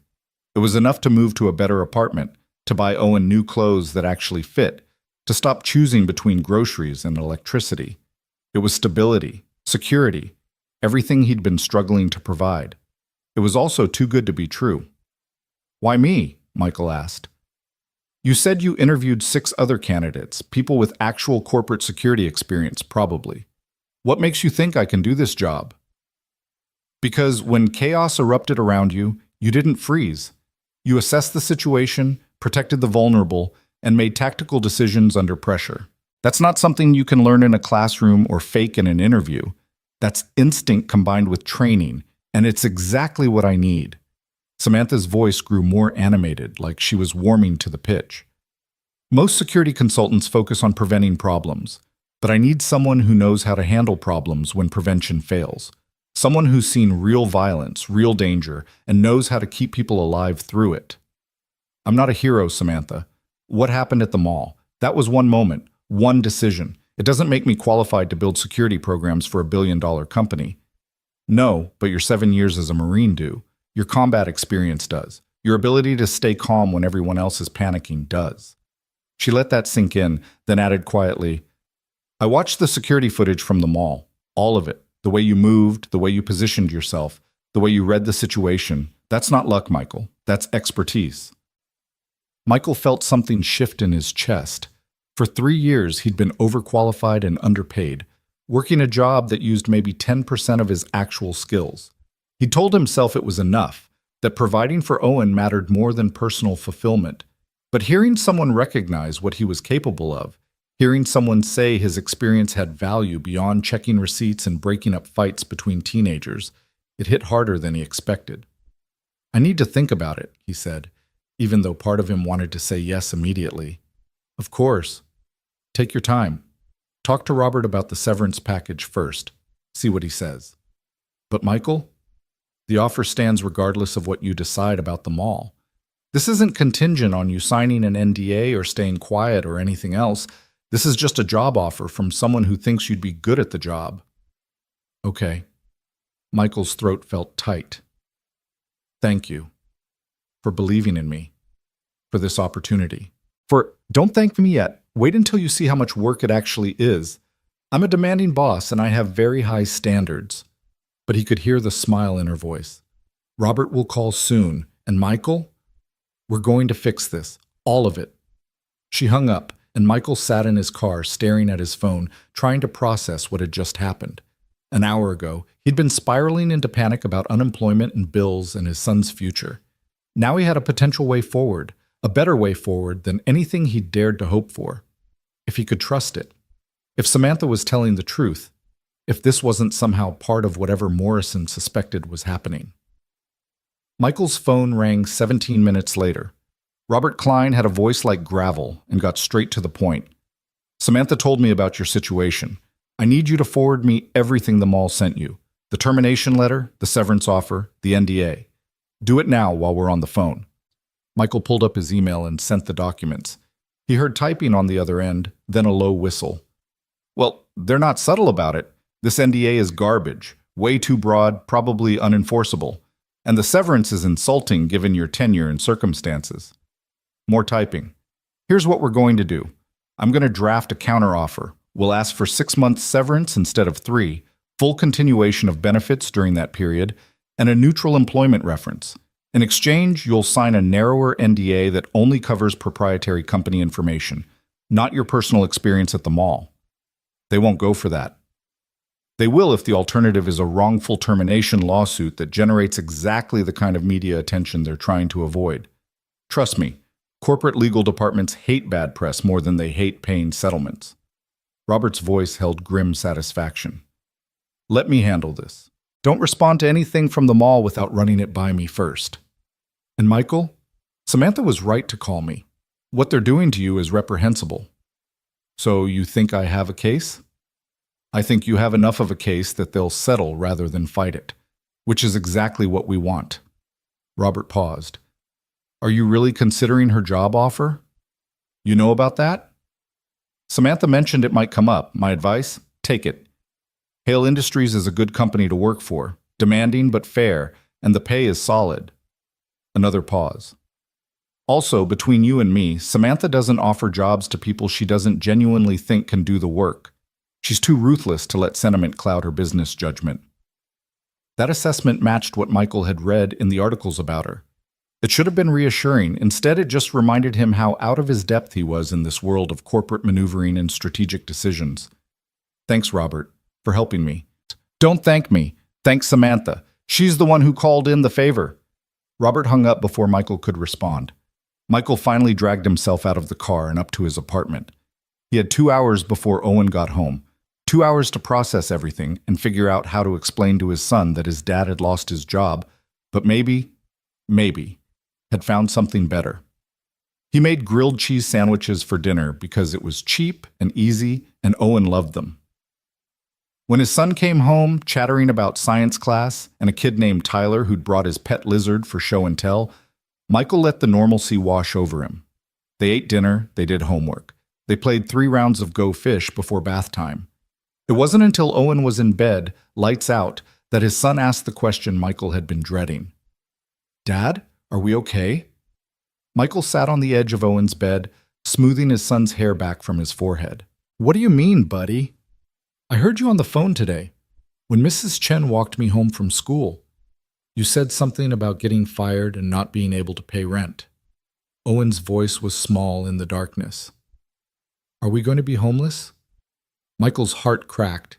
He'd thought Owen hadn't heard, thought he'd been careful. But kids always heard the things you tried to hide from them. No, buddy, we're not going to be homeless. Michael kept his voice steady and sure. I did lose my job at the mall, but I might have a new job lined up, a better one. Really? Really? The lady I helped at the mall, she has a company and she thinks I'd be good at helping keep people safe, so we're going to be okay. Owen was quiet for a moment, processing. Then, is she nice, the lady? Michael thought about Samantha, about her fear on the mall floor, about her anger at the police accusations, about her immediate response to help him when he needed it. Yeah, he said slowly. I think she is. In her own way.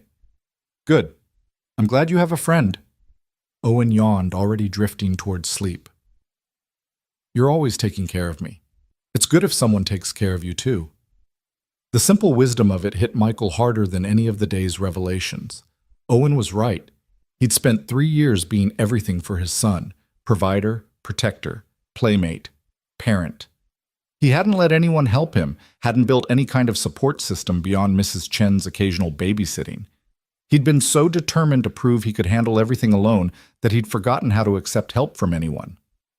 Maybe that was the real reason he'd been so suspicious of Samantha. Not because she was rich or potentially manipulative, but because accepting her help meant admitting he couldn't do everything by himself, meant acknowledging that he needed someone in his corner. You're pretty smart for 7 years old, Michael whispered, kissing Owen's forehead. I know, Owen mumbled, already half asleep. I get it from you. Michael sat there in the darkness long after Owen's breathing had evened out into sleep, thinking about everything that had happened in less than a week. A mall robbery, a near-death experience, media attention he never wanted, police suspicion, job loss, and somehow, through all of it, a connection with someone who existed in a completely different world but understood what it felt like to be scared, to be vulnerable, to be human. His phone buzzed with an email notification. Robert Klein had sent the counterproposal to the mall's legal department, copying Michael on everything. The email was professional and devastating, laying out exactly why their original offer was insufficient and what they'd need to provide to avoid litigation. Michael had never seen anything like it. Each paragraph was a precisely aimed strike at their legal position. No wonder Samantha had said Robert was good. The next 2 days passed in a strange limbo. Michael took Owen to school, came home, and waited. Waited for the mall to respond to Robert's counteroffer. Waited for Detective Morrison to call with more questions. Waited for the media request to stop flooding his phone. Waited for some indication that his life was going to stabilize. Robert called Thursday afternoon with an update. They're negotiating. That's good. Means they're taking the counteroffer seriously. I think we'll have a deal by tomorrow. Samantha texted Thursday night. A simple message. How are you holding up? Michael stared at it for a long time before responding. Okay, waiting. Not sure what I'm waiting for, but waiting. That's the worst part. The in-between space where nothing is resolved but everything feels uncertain. Yeah. For what it's worth, I meant what I said about the job, regardless of what happens with the mall. Michael typed and deleted 3 different responses before settling on, "Can I ask you something?" "Of course." "Why does it matter to you? What happens to me? You've done more than enough. You don't owe me anything else." The response took several minutes. When it came, it was longer than her usual texts. "Because when I was lying on that floor, I thought I was going to die. And the last thought I had before you covered me wasn't about my company or my money or my success. It was about my son growing up without a mother, about him remembering me as someone who worked all the time and missed his childhood. And then you saved me, and I got a second chance to be better, to be present, to matter for reasons that have nothing to do with quarterly earnings or market share. So helping you isn't about owing you, it's about being the person I want to be with this second chance." Michael read the message 3 times, feeling something shift in his understanding of Samantha Hale. She wasn't just a billionaire CEO playing games with people's lives. She was a mother who'd faced her own mortality and was trying to figure out what mattered in the aftermath, just like he was. "Thank you for telling me that," he typed back. "It helps." "Good. Now get some sleep. Tomorrow's going to be a big day." She was right. Friday morning, Robert called with news that the mall had accepted their counteroffer. 6 months severance, benefits continuation, and a narrowly focused NDA that wouldn't prevent Michael from talking about his personal experience. All he had to do was sign the agreement, and it would be done. "They caved faster than I expected," Robert said, "which tells me they were more worried about the potential lawsuit than they let on. You could probably have pushed for more, but my recommendation is to take this and move on. 6 months gives you breathing room to find something else." "Or to try something new," Michael said. "So you're taking Samantha's offer?" "I think I am, if it's still available." "Call her," Robert advised. "She'll be happy to hear it." Michael hung up and immediately dialed Samantha's number. She answered instantly, like she'd been waiting for his call. "It's done," he said without preamble. "The mall's settled, and I want to take the job, if you still want me." "When can you start?" No hesitation, no second guessing, just immediate acceptance. "Monday?" "Perfect. I'll have HR send you the formal offer letter and benefits package today. You'll need to come in Monday morning to fill out paperwork and meet the team. Dress business casual. We're not formal, but we're not jeans and t-shirts either." She was all business now, her CEO voice firmly in place. "Michael, you won't regret this." "I hope not." "You won't, I promise."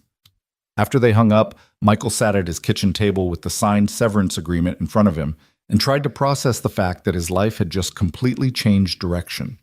A week ago, he'd been a mall security guard barely making ends meet. Now he was about to be a corporate security consultant for a billion-dollar tech company, making more money than he'd ever dreamed possible. It felt surreal, like he'd stepped into someone else's life. Owen came home from school to find Michael cooking a real dinner. Not mac and cheese or hot dogs, but actual chicken and vegetables and rice. His son's eyes went wide. "What's the special occasion?" "I got the new job," Michael said, grinning. "The one with the lady from the mall, starting Monday." Owen whooped and ran to hug Michael's waist. "Does this mean we can get the dinosaur now?" Michael laughed, feeling lighter than he had in days. "You know what? Let's get the dinosaur, and maybe some ice cream to celebrate." They drove to the toy store, the actual toy store, not just the mall kiosk, and let Owen pick out not just the dinosaur he'd been wanting, but a whole set of prehistoric creatures. Michael watched his son's face light up as he examined each figure, carefully reading the information cards and deciding which ones would fight and which ones would be friends. This was what the job was really about. Not the salary or the title or the prestige. It was about being able to say yes when his son asked for a $12 toy. It was about not having to choose between dinner and electricity. It was about building a life where Owen could be a kid without carrying the weight of their financial struggles. At the checkout, Owen clutched his dinosaurs and looked up at Michael with shining eyes. "Thank you, Dad. This is the best day ever." "You're welcome, buddy." Michael ruffled his son's hair, feeling the last of his doubts about accepting Samantha's offer fade away. "You know what? I think it might be." They got ice cream after, sitting outside the shop in the spring evening sun, and Michael let himself imagine what the future might look like. A better apartment, maybe with 2 bedrooms so Owen could have his own space. School supplies bought new instead of secondhand. Maybe even a real vacation someday, not just day trips to the local park.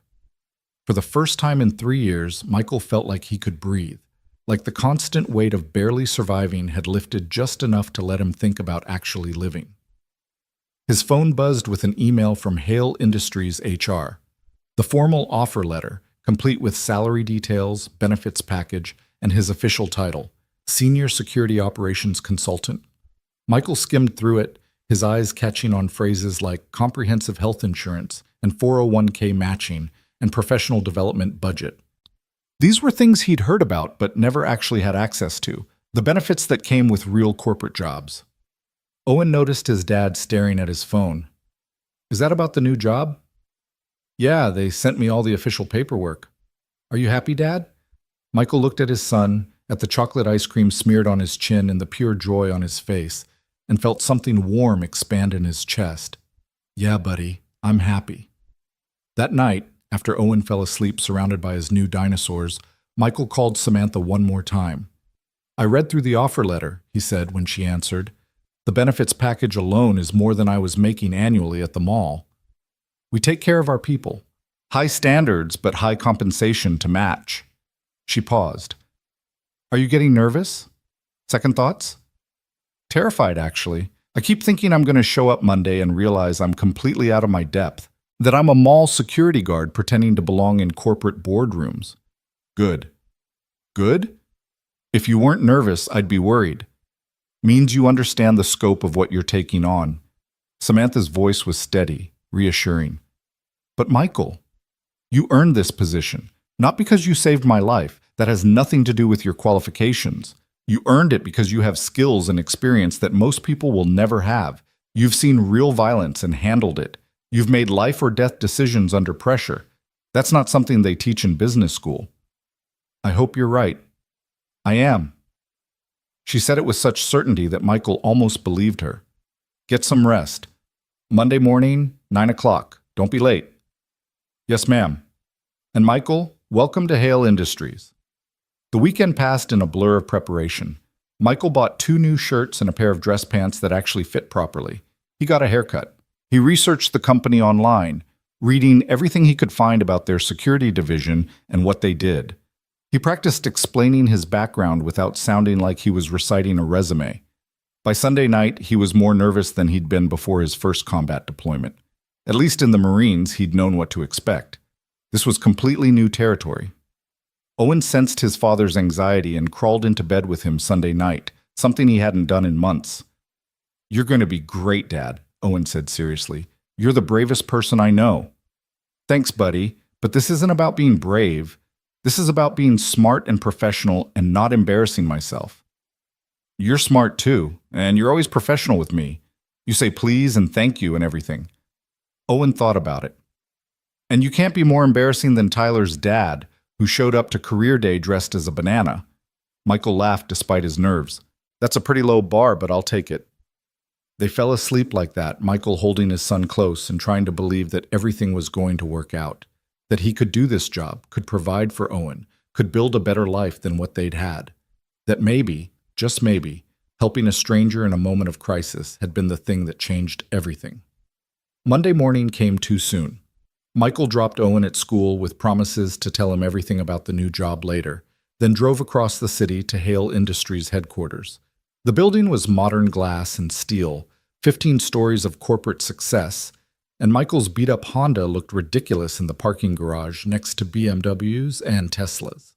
He took the elevator to the 10th floor, where HR had told him to report. The doors opened onto a bright, open office space.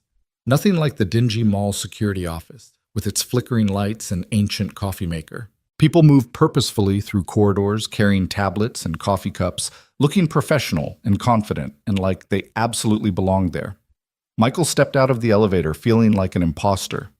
Michael Carter? A woman in her 30s approached, hand extended. I'm Jennifer Park, your HR liaison. Welcome to Hale Industries. How are you feeling? Honestly, like I might throw up, Jennifer laughed. That's normal. First day nerves are real, but you're going to do great. Samantha only hires the best. She gestured toward a conference room. Let's get your paperwork started, then I'll take you on a tour and introduce you to your team. The next 2 hours were a whirlwind of forms and signatures and benefit elections and security badges. Jennifer walked him through everything with practiced efficiency, answering his questions about health insurance and retirement contributions with patience. When they finally finished, she led him on a tour of the building, pointing out cafeterias and conference rooms and quiet spaces for focused work. "Your office is on the 12th floor," Jennifer said as they rode the elevator up. "The entire security division is up here. You'll be working with a team of 6 other consultants plus support staff. Your direct supervisor is Marcus Webb." She stopped abruptly, her face paling. "I'm sorry, that's wrong. That position is currently vacant. You'll report directly to Samantha until we fill it." Michael felt ice slide down his spine. "Marcus Webb. As in Marcus Webb who robbed the mall?" Jennifer looked miserable. "He was hired 4 months ago. Obviously, his employment has been terminated and all his access revoked. But yes, he was briefly our security operations manager, which is unfortunate timing. That's one word for it. Samantha will explain everything. She wanted to be the one to tell you herself." Jennifer wouldn't meet his eyes. "She's waiting in your office."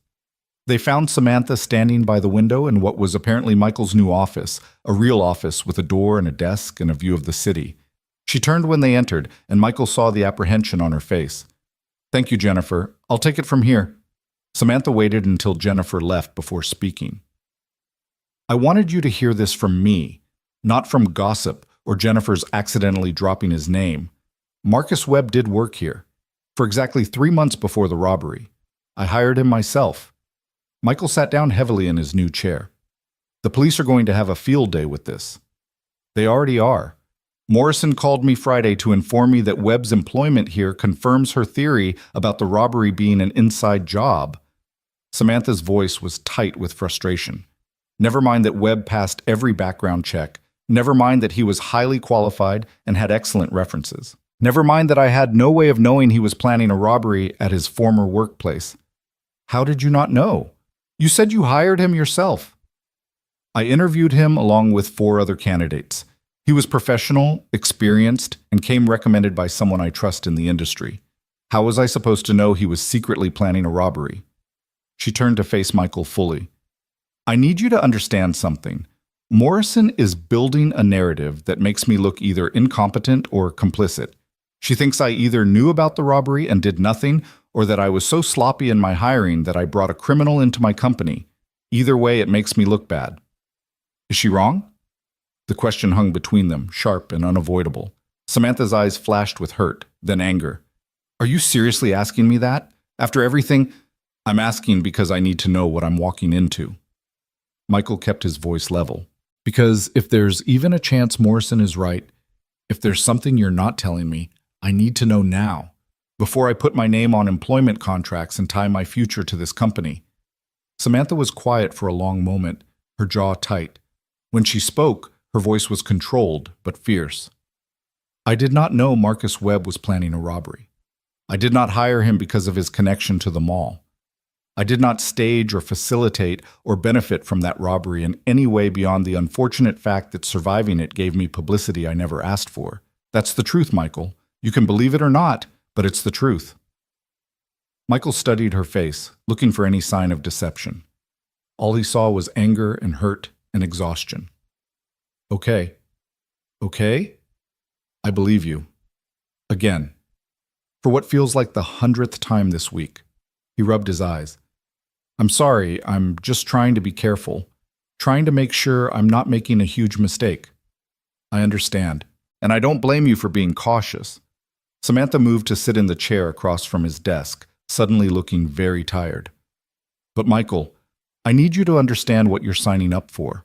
Morrison isn't going to stop investigating. The media isn't going to stop asking questions. Working here, working for me, is going to put you right in the center of this mess. And I can't promise it won't get worse before it gets better." "Then why offer me the job? Why bring me into this if you knew it would complicate my life?" "Because you're good at what you do, and I need someone I can trust in this position. Because Webb's betrayal showed me that I need to be more careful about who I bring into my inner circle. And because—" She paused, seeming to struggle with the words. "Because you're the only person in this entire situation who I know for certain isn't lying to me. You were there. You saw what happened. You know the truth. And in a world where everyone seems to have an agenda, that matters more than you can possibly know. Michael leaned back in his chair, taking in the office that was now his. The view of the city spread out below, the weight of responsibility settling on his shoulders. What do you need me to do? Your job. Review our current security protocols, identify weaknesses, build training programs. Help me make sure what happened to me never happens to anyone else in this company. Samantha stood up, back to business. And if Morrison comes asking more questions, you tell her the truth. Don't protect me. Don't lie for me. Just tell her what you saw and what you know. That's it? That's it. She moved toward the door, then stopped. Actually, one more thing. Your team is waiting in the conference room to meet you. Try not to let them see how terrified you are. They're nervous too. They just lost their manager under very dramatic circumstances, and now they're getting a new consultant who's literally famous for surviving the incident that got their old boss arrested. First impressions matter. No pressure, Samantha smiled faintly. Welcome to corporate America. It's all pressure, all the time. She left, and Michael sat alone in his new office for exactly 30 seconds before standing up, straightening his new shirt, and walking toward the conference room where his new team waited. His heart was pounding. His hands were sweating. Every instinct told him to run, to go back to his simple life where the biggest challenge was dealing with shoplifters, and the biggest decision was whether to buy name brand or generic cereal. But Owen's face flashed through his mind, his son's joy at finally getting that dinosaur, his pride in his dad for landing a real job, his simple faith that everything would work out. Michael pushed open the conference room door and walked in to meet his future. 6 people looked up when Michael entered the conference room, their expressions ranging from curious to skeptical to openly suspicious. He recognized the dynamic immediately, a team that had just lost their leader under scandalous circumstances, now facing an outsider who'd been dropped into a position of authority without earning their trust. He'd seen it in the Marines when new officers were assigned to established units. The key was acknowledging the elephant in the room before it could trample everyone. I'm Michael Carter, he said, standing at the head of the table rather than sitting. And before we go any further, let's address the obvious. Yes, I'm the guy from the mall robbery. Yes, your former manager was one of the people who tried to kill me. And yes, that's incredibly awkward for all of us. A woman in her 40s with short silver hair actually laughed. Well, at least you're direct about it. I learned in the military that dancing around problems just makes them bigger. Michael pulled out a chair but didn't sit yet. Here's what I know. I have no corporate security experience. I don't know your systems, your protocols, or half the technology you probably use daily. What I do have is 7 years as a Force Recon Marine, 3 years keeping people safe in less than ideal circumstances, and a very recent, very visceral reminder of what happens when security fails. The man closest to Michael, late 20s, expensive suit, arms crossed defensively, spoke up. So Samantha hired you because you were in the right place at the right time. That's not exactly a qualification. You're right, it's not. Michael met his gaze steadily. She hired me because when things went wrong, I didn't freeze. I assessed, adapted, and acted. That's what I'm here to bring to this team, not corporate polish or buzzwords, but practical knowledge about how to keep people alive when the plan falls apart. And you think we don't have that? The man's tone was challenging. I think you have expertise I don't. I think you know this company, this industry, these systems better than I ever will. And I think if we're going to make this work, we need to respect what each person brings to the table. Michael finally sat down, keeping his posture open and non-threatening. So how about we start over? Tell me who you are and what you do. Help me understand what I'm walking into. The silver-haired woman went first. Rachel Winters. I've been with the company for 8 years, focused on digital security infrastructure, access controls, badge systems, surveillance integration. I work with IT to make sure our physical and digital security talk to each other. She paused. Marcus was my supervisor. I recommended him for the position. The guilt in her voice was unmistakable. Michael understood immediately why she might be the most resistant to his presence. He was a living reminder of her mistaken judgment. Did he give you any reason to doubt him before the robbery? Michael asked. None. He was professional, knowledgeable. Easy to work with. Rachel's jaw tightened, which makes me either an idiot or a terrible judge of character. Or it makes him a good liar. Michael kept his voice gentle. People who plan crimes don't advertise their intentions. They blend in. They earn trust. That's not your fault. The defensive man spoke next, his tone slightly less hostile. David Chen. I handle corporate campus security, patrol routes, emergency response protocols, coordination with local law enforcement. Been here 5 years. He didn't apologize for his earlier challenge, but his posture had relaxed slightly. The introductions continued. Lisa Martinez, specialist in executive protection and event security. James Okoye, who managed security for the company's data centers and handled vendor relationships. Sarah Kim, who focused on employee safety training and compliance. And finally, Thomas Reed, the youngest at 24, who was apparently some kind of genius with security technology and predictive threat modeling. We've been operating without a manager for 2 weeks, Rachel said once introductions were complete. Marcus was arrested, his access was revoked, and we've been reporting directly to Samantha while she figured out what to do with the position. Most of us assumed she'd promote from within. She should have, Michael said bluntly. Any one of you has more relevant experience than I do, so why didn't she? David leaned forward. That's what we've been asking ourselves. No offense, but we were expecting someone with corporate security credentials. Someone who understands the business side of what we do. None taken. I'm wondering the same thing. Michael looked around the table. Here's my theory, and you can tell me if I'm wrong. Samantha doesn't just want someone who can build security protocols and manage vendors. She wants someone who understands violence on a visceral level. Someone who's seen what happens when security fails catastrophically and people die. She wants that perspective in the room when you're making decisions. Thomas spoke up for the first time, his voice quiet and thoughtful.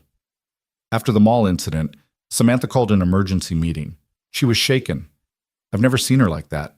She kept saying we'd gotten complacent, that we'd been focused on cyber threats and data breaches while ignoring the basic physical dangers that could hurt people. He glanced at Rachel. No offense, but she said our security was designed to protect assets, not people. She wasn't wrong, Rachel admitted. We're good at preventing theft and data loss. But active shooter protocols, hostage situations, we run the same generic training everyone does and hope we never need it. Michael absorbed this, pieces clicking into place. So she wants me to change that, to bring a different perspective to how you think about security. Apparently, David still looked skeptical. But theory and practice are different.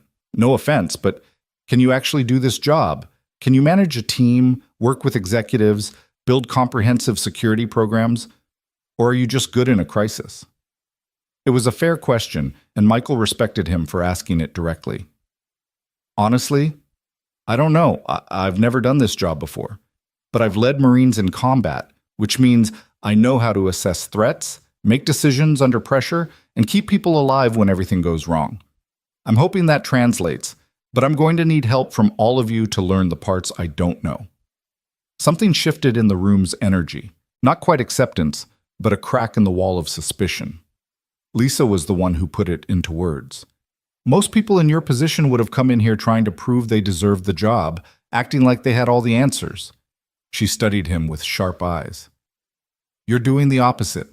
That's either very smart or very naive. Probably both. Michael allowed himself a small smile. Look, I know this situation is weird. I know having me here is a constant reminder of what Marcus did. But I'm here, and we have work to do, so we can either waste time resenting each other or figure out how to work together. I prefer option 2. Rachel stood up and walked to a whiteboard mounted on the wall. Then let's start with what you asked for, helping you understand what you're walking into. She picked up a marker and began sketching an organizational chart. Hale Industries has 15 corporate locations across the country, plus dozens of smaller satellite offices and remote workers. Our security division is responsible for physical security at all corporate locations, executive protection for Samantha and other C-suite executives, emergency response planning, and coordination with local law enforcement. David joined her at the board, adding notes. We also consult on security for major client installations. When Hale Industries builds a data center or cloud infrastructure for a client, they often want us to advise on physical security measures. That's been growing. It's actually where Marcus was supposed to focus most of his attention. Was he working on any active projects before his arrest? Michael asked. The team exchanged glances. James spoke carefully. He was overseeing security design for a new facility in Phoenix. The project's been put on hold pending investigation. The client is understandably nervous about having someone arrested for armed robbery involved in their security planning. Can it be salvaged? If we move fast and demonstrate that Marcus was an aberration, not representative of our team's quality. But we'd need someone to step in as lead consultant, review everything he did, and essentially guarantee the client that the work is sound. Rachel turned to look at Michael. That someone would probably be you. Michael felt the weight of responsibility settle heavier on his shoulders. How much time do we have? Client wants a decision by end of month. Either we resume the project with new leadership or they terminate the contract. It's worth about $3 million in consulting fees plus the potential for future business. David's expression was grim. No pressure. Right, no pressure. Michael stood and walked to the whiteboard, studying the organizational chart and notes. Okay, I need to get up to speed fast. Rachel, can you walk me through our current protocols and systems? David, I want to review emergency response plans for all locations. Lisa, executive protection procedures. I need to understand what's standard versus what needs improvement. James, vendor relationships and data center security. Sarah, training programs and compliance requirements. Thomas, show me your threat modeling system and how we use data to predict security risks. He turned back to face the team. I know that's a lot to dump on you immediately, but I can't lead effectively if I don't understand what we're doing. I'll need a few days to absorb everything, then we'll regroup and figure out how to move forward on the Phoenix project and everything else that's been put on hold. For the first time, Michael saw something like respect in David's eyes. You're serious about this. Dead serious. I might not have corporate experience, but I know how to learn fast and adapt. That's what kept me alive in combat zones. Michael checked his watch. It's 10:30 now. Can we start with an overview of current operations, then break into smaller sessions this afternoon? Rachel nodded slowly. I'll pull up our security management platform. Thomas, can you get the presentation on threat modeling ready for after lunch? As the team began organizing materials and discussing logistics, Michael felt the first stirring of something that might eventually become confidence. They were willing to work with him, even if they weren't sold on him yet. That was enough to start with. The rest of the day passed in a blur of information. Rachel walked him through badge access systems, surveillance networks, and incident reporting protocols. David outlined emergency response plans that seemed comprehensive on paper, but had obvious gaps when Michael asked detailed questions about implementation. Lisa's executive protection procedures were solid, built on industry best practices, but focused heavily on reputation protection and media management, rather than actual physical threat response. By 4 o'clock, Michael's head was spinning with acronyms and systems and protocols. He'd taken notes until his hand cramped, asked questions until he saw the team's initial skepticism shift to something like grudging approval of his thoroughness. One last thing before you go, Rachel said as the team started packing up for the day.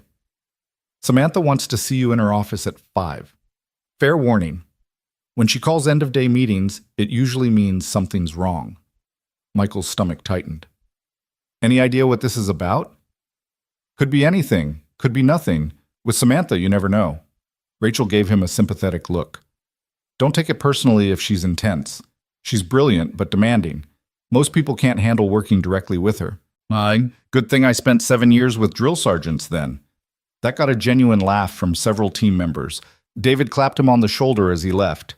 You might actually survive this job, Carter. Emphasis on might. Michael spent the 20 minutes before his meeting reviewing his notes and trying not to panic about how much he didn't know. When his phone alarm went off at 4:50, he made his way to the executive floor where Samantha's office occupied a corner with floor-to-ceiling windows and a view that probably cost more than most people's houses. Her assistant waved him through. She's expecting you. Go right in. Samantha was on the phone when Michael entered, gesturing for him to sit while she finished her conversation. He took the opportunity to study her office, surprisingly sparse for a billionaire with minimal decoration beyond a few photos on her desk. Michael could make out a young boy who must be her son Marcus, smiling gap-toothed at the camera. "Sorry about that." Samantha hung up and turned her full attention to Michael. "How was your first day? Did the team eat you alive?" They were professional, skeptical, but professional. Michael settled into the chair across from her desk. "Rachel seems to blame herself for recommending Marcus. David doesn't trust that I can do the job. The others are reserving judgment." "That sounds about right." Samantha pulled up something on her computer screen, frowned, then closed it. "Detective Morrison called me again this afternoon. She wanted to know if I'd offered you employment before or after the robbery." Michael's blood ran cold. "What did you tell her?" "The truth. That I offered you the job last week after our coffee meeting because you have skills this company needs." She didn't like that answer. "She thinks you're paying me off, buying my silence or loyalty or whatever." "Obviously." Samantha's voice was tight with frustration. "She also informed me that Marcus Webb is claiming he acted alone, that his sister had no knowledge of his plans, and that his employment here was coincidental, which should clear me of suspicion, except Morrison seems convinced I'm lying about not knowing who Amanda Webb was when I hired her. Are there records, emails, interview notes, anything that proves you didn't know?" "Of course, I have a paper trail a mile long showing standard hiring procedures. But Morrison keeps implying that the paper trail could be fabricated, that someone with my resources could create false documentation." Samantha leaned back in her chair, exhausted.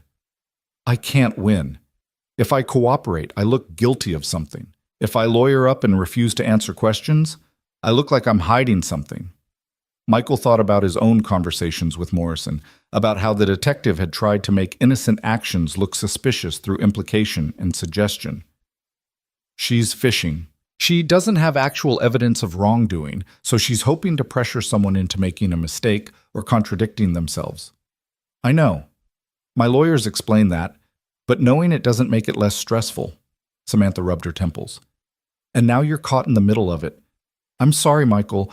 I knew this might complicate things for you, but I didn't realize Morrison would be this aggressive about pursuing a theory with no evidence."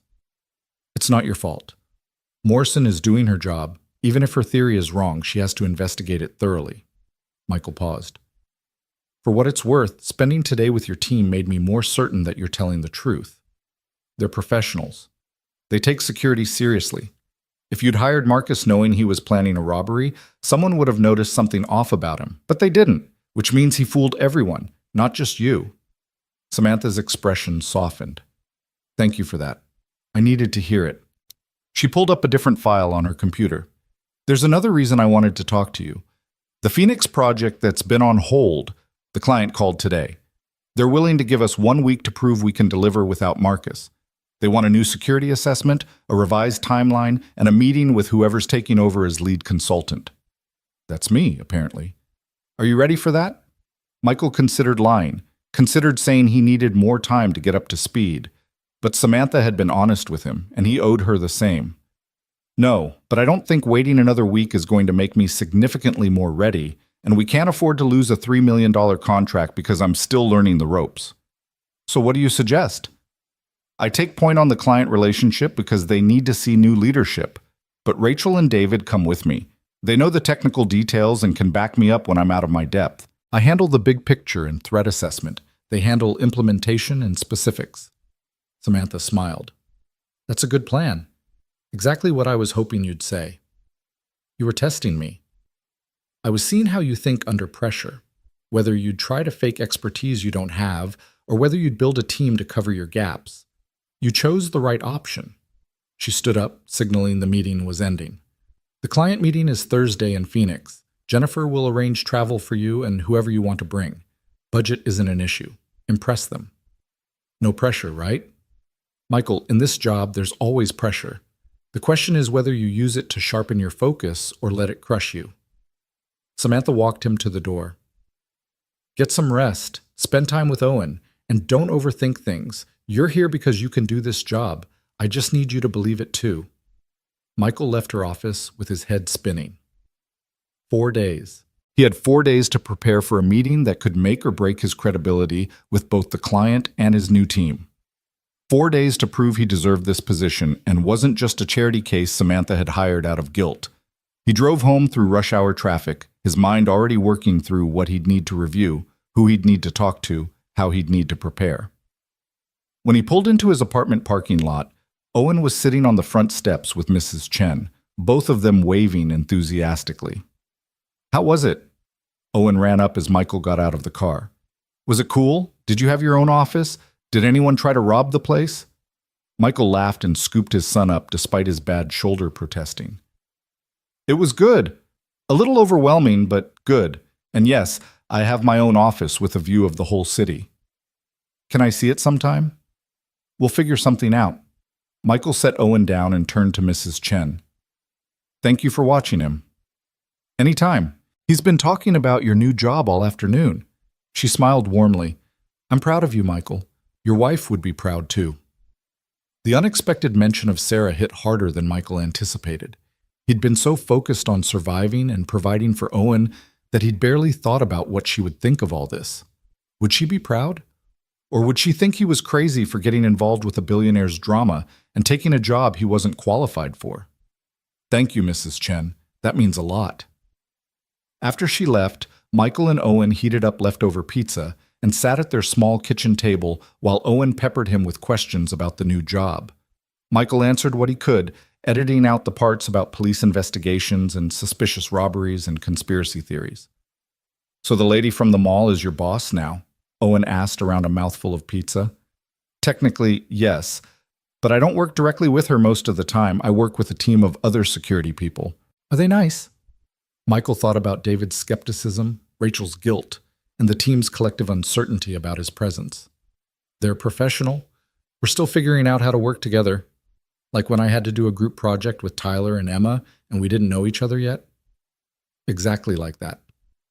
Owen considered this wisdom while chewing.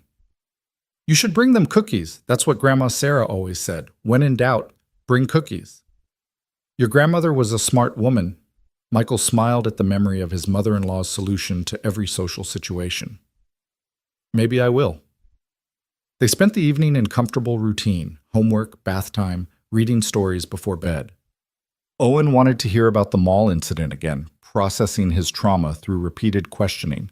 Michael had learned not to shy away from these conversations, to answer honestly but age-appropriately.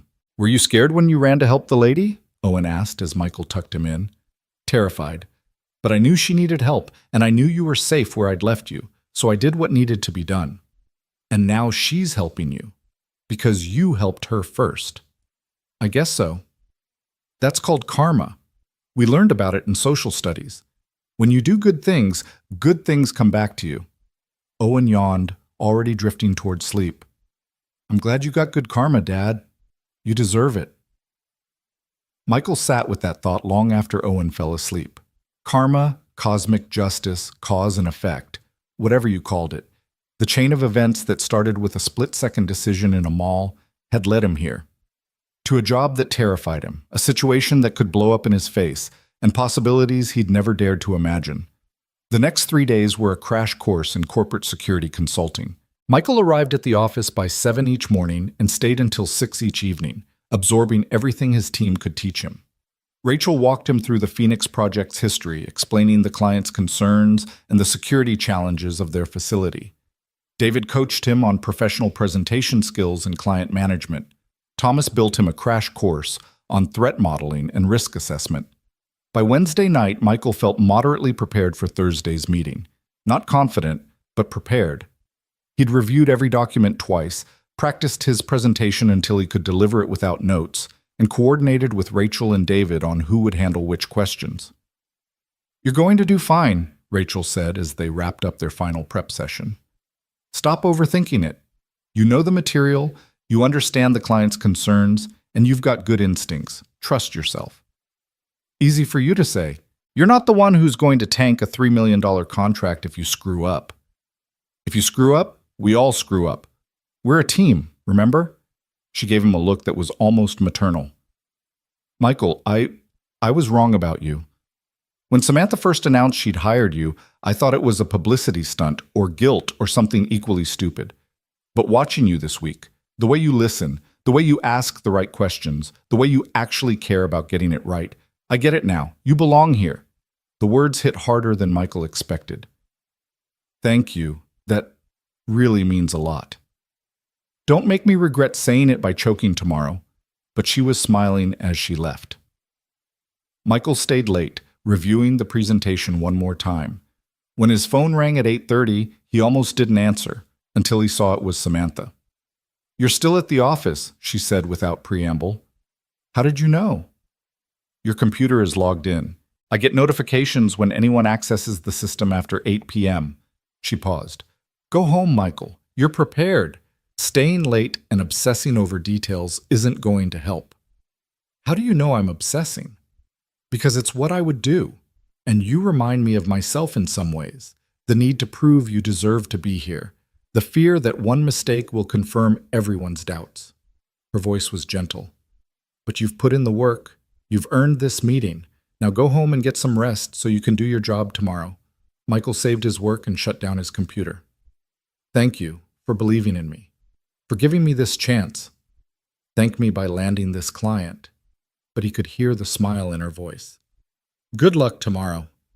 The flight to Phoenix the next morning was Michael's first time on an airplane since leaving the military. Rachel and David kept the conversation light, sensing his nerves, telling stories about other client meetings and the disasters they'd narrowly avoided. By the time they landed, Michael felt marginally more relaxed. The client was a financial services company building a new regional headquarters. Their CEO, Margaret Richardson, was in her 60s with sharp eyes and no patience for nonsense. She greeted them in a conference room where 3 of her executives waited, all looking skeptical.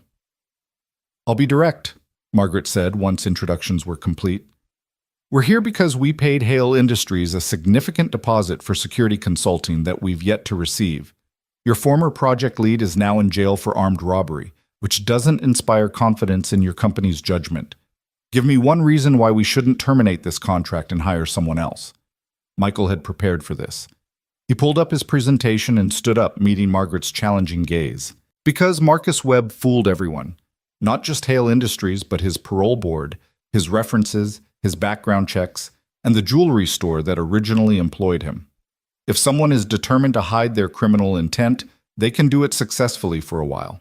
What matters is how a company responds when deception is discovered. He clicked to the next slide showing revised security plans. When Webb was arrested, Hale Industries immediately froze all his projects, reviewed all his work, and brought in fresh eyes to verify nothing was compromised. "I've spent the last week examining everything he did for your project. The good news is, his security assessment was actually solid. His criminal activity didn't compromise his professional expertise.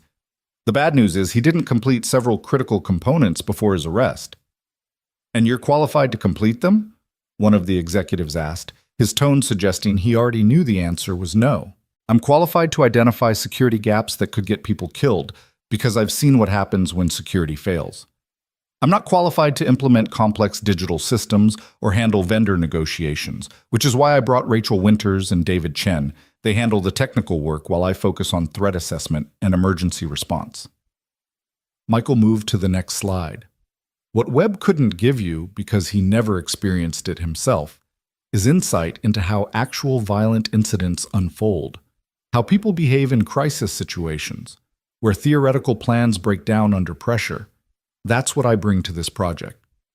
He spent the next hour walking through a revised security plan that incorporated lessons from the mall incident, active shooter protocols that went beyond generic training, evacuation procedures based on how people actually move during panic, communication systems designed for when primary networks fail. Rachel and David jumped in with technical details and implementation timelines, the 3 of them working as a coordinated team. When Michael finished, Margaret was quiet for a long moment. "You've clearly done your homework, but I'm curious about something. Why take this job? You're famous now. You could write a book, do speaking tours, capitalize on your hero status. Instead, you're here trying to salvage a security consulting contract. Why?" Michael hadn't expected that question, but he answered honestly. "Because being called a hero for 30 seconds of action doesn't pay my son's school fees or put food on the table. Because I spent 3 years in a job that wasted my training and experience, and this is the first opportunity I've had to use my skills for something meaningful. And because Samantha Hale took a chance on me when everyone else would have looked at my resume and passed. I owe it to her and to myself to prove I can do this job. Margaret smiled for the first time. That's the right answer, the honest one. She looked at her executives, some silent communication passing between them. We'll give you a chance. Conditional approval to resume the project with progress reviews every 2 weeks. Miss a deadline or deliver substandard work, and we terminate immediately. Fair? More than fair. Michael felt relief wash through him. Thank you. We won't let you down. After the meeting, as they waited for their flight back home, Rachel bought Michael a beer at the airport bar. That was impressive, she said, clinking her bottle against his.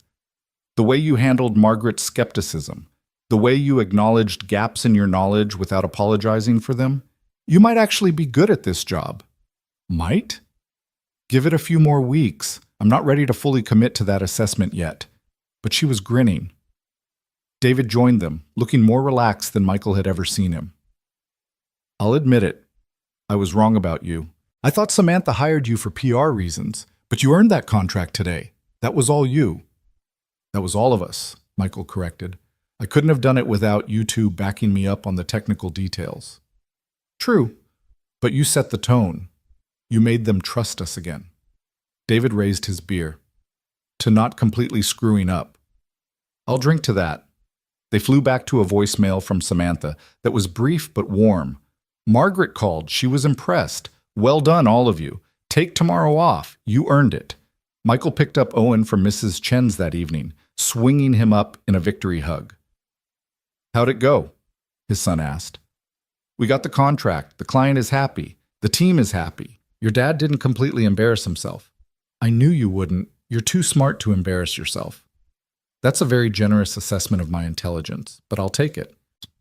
They celebrated with pizza again. It was becoming their tradition, and Owen told him about a science project on volcanoes and a girl named Sophie who'd shared her cookies at lunch. Normal, beautiful 7-year-old concerns that had nothing to do with robberies or police investigations or corporate contracts. This was what the job was really for, Michael thought as he listened to his son chatter. Not the money or the title or proving himself. It was for moments like this, where Owen could be a kid without carrying the weight of their struggles, where Michael could be a dad without the constant gnawing anxiety about how to pay next month's bills. The following Monday, Michael arrived at work to find his team gathered in his office looking serious. His first thought was that something had gone wrong with the Phoenix contract, but Rachel's expression wasn't worried. It was conspiratorial. So we talked, she said, and we decided something. This sounds ominous. We want to apologize, David said, for how we treated you the first few days, for being skeptical and making you prove yourself when we should have given you the benefit of the doubt. Michael was genuinely surprised. You had every reason to be skeptical. I was an unknown quantity dropped into a leadership position during a crisis. If anything, you gave me more grace than I deserved. Maybe. But we could have been more welcoming, more supportive. Rachel held out a small gift bag. So this is our way of saying welcome to the team, for real this time. Inside was a coffee mug that read, World's Okayest Security Consultant, and a frame containing a mock certificate declaring him officially not the worst manager we've ever had. Michael laughed until his eyes watered. This is perfect, thank you. There's a card too, Lisa added, smiling. Michael opened the envelope to find a card signed by the entire team, each person adding a personal note. Rachel had written, You remind me why I love this job. David said, Glad to have you on the team, even if you still can't use the coffee maker right. Thomas had drawn a little cartoon of Michael throwing himself over Samantha while screaming, I got this! Even Sarah, who'd barely spoken to him directly, had written, Thank you for bringing a different perspective. We needed it. I don't know what to say, Michael admitted, genuinely touched. Except, thank you. For giving me a chance, for helping me learn, for becoming a real team. Don't get sappy on us, David warned. We still have work to do. Phoenix is just the start. We've got 3 other projects that need attention, a security audit that's overdue, and Samantha wants a complete overhaul of our active threat response protocols. Then let's get to work. The weeks that followed fell into a rhythm. Michael absorbed information like a sponge, learning the corporate side of security while teaching his team the practical realities of crisis response. The Phoenix project progressed smoothly, with Margaret sending positive feedback after each review meeting. Other clients who'd been nervous about working with Hale Industries started calling back, reassured by the new leadership. Detective Morrison continued her investigation, but the calls became less frequent. Without new evidence to support her theory, the case against Samantha went nowhere. Marcus Webb pleaded guilty to armed robbery and was sentenced to 15 years. His sister Amanda resigned from Hale Industries voluntarily and moved to another state. The media moved on to other stories, and slowly the scandal faded into background noise. Michael's life changed in 1,000 small ways. He and Owen moved to a better apartment with 2 bedrooms and a small balcony where they could eat breakfast on weekend mornings. Owen joined a travel soccer team that required fees Michael could now afford. Michael bought clothes that fit and didn't have holes, started a savings account that had more than $50 in it, took Owen to a real dentist for the first time in 2 years. But the biggest change was harder to quantify. For the first time since Sarah died, Michael felt like he was building something instead of just surviving. He had a career, not just a job, a team that respected him, work that mattered. And slowly, carefully, he had a friendship with Samantha that was growing into something deeper. It started small. After-hours calls about work that turned into conversations about their kids, about being single parents, about the loneliness of making every decision alone. Coffee meetings that stretched into lunch because neither wanted the conversation to end. Texts that had nothing to do with business and everything to do with just wanting to connect. 3 months after Michael started at Hale Industries, Samantha invited him and Owen to her house for a barbecue. Her son Marcus was shy at first, but Owen's natural friendliness broke through, and soon they were racing around the backyard like they'd known each other forever. "They're good together," Samantha said, watching them play from the patio where she and Michael sat with drinks. Marcus doesn't make friends easily, but Owen just bulldozed past all his defenses. That's his superpower. Social anxiety doesn't exist in Owen's world. Michael smiled at his son's laughter. "He's been asking about meeting Marcus ever since I told him you had a son too. We should do this more often." Samantha said it casually, but Michael heard the loneliness underneath. "It's good for them to have kids to play with. Good for us to have adult conversation that isn't about work." "I'd like that." They sat in comfortable silence for a while, watching the boys and the sunset painting the sky orange and pink. Finally, Samantha spoke again, her voice quiet. "I never properly thanked you for that day in the mall, for what you did. You've thanked me 100 times, and you gave me a job that changed my life. I think we're even. We're not even close to even." She turned to look at him, and Michael saw something vulnerable in her expression. "You gave me a second chance at life. You reminded me that success isn't measured in stock prices and quarterly reports, and you showed me that letting someone help you isn't weakness. It's being human." "Samantha, let me finish." She took a breath. "When you first started, I told you I hired you because you could do the job. That was true, but it wasn't the whole truth. I also hired you because you were the only person in that whole terrible experience who didn't want something from me. You didn't want money or fame or a favor, or a escaz. You just wanted to make sure Owen was safe and that you'd done the right thing. In a world where everyone has an angle, that was refreshing." Michael's chest felt tight. "I'm still that person. I didn't take this job to get close to you or leverage our connection or any of that." "I know. That's why I'm saying this." Samantha smiled, but her eyes were serious. "I like you, Michael. Not as an employee or as the guy who saved my life, just as a person, as a friend. Maybe as more than a friend if you're open to that possibility." Michael's heart was racing. He'd felt the connection growing between them, but had convinced himself he was imagining it, that someone like Samantha wouldn't be interested in someone like him. "I'm open to it, but I need you to know. I'm still figuring out how to be a person again after Sarah died. I'm still learning how to be something other than just Owen's dad. I might be terrible at this. Then we'll be terrible at it together." Samantha reached over and took his hand. No pressure, no expectations, Just two people who've been through hell and came out the other side wanting to see where this goes. Michael squeezed her hand, feeling the warmth of her skin against his. I can work with that. Owen ran up at that moment, breathless and excited. Dad, Marcus has a telescope. Can we stay until it gets dark and look at the stars? Michael glanced at Samantha, who nodded. Yeah, buddy, we can stay. As the evening darkened and the boys set up the telescope, Michael sat on Samantha's patio holding her hand and felt something shift in his chest. For 3 years he'd been surviving, pushing through each day with grim determination. But this, sitting here with a woman who understood him, watching his son laugh and make friends, feeling the possibility of something new beginning, this was living. It had started with chaos, with gunshots and broken glass and split-second decisions made in terror.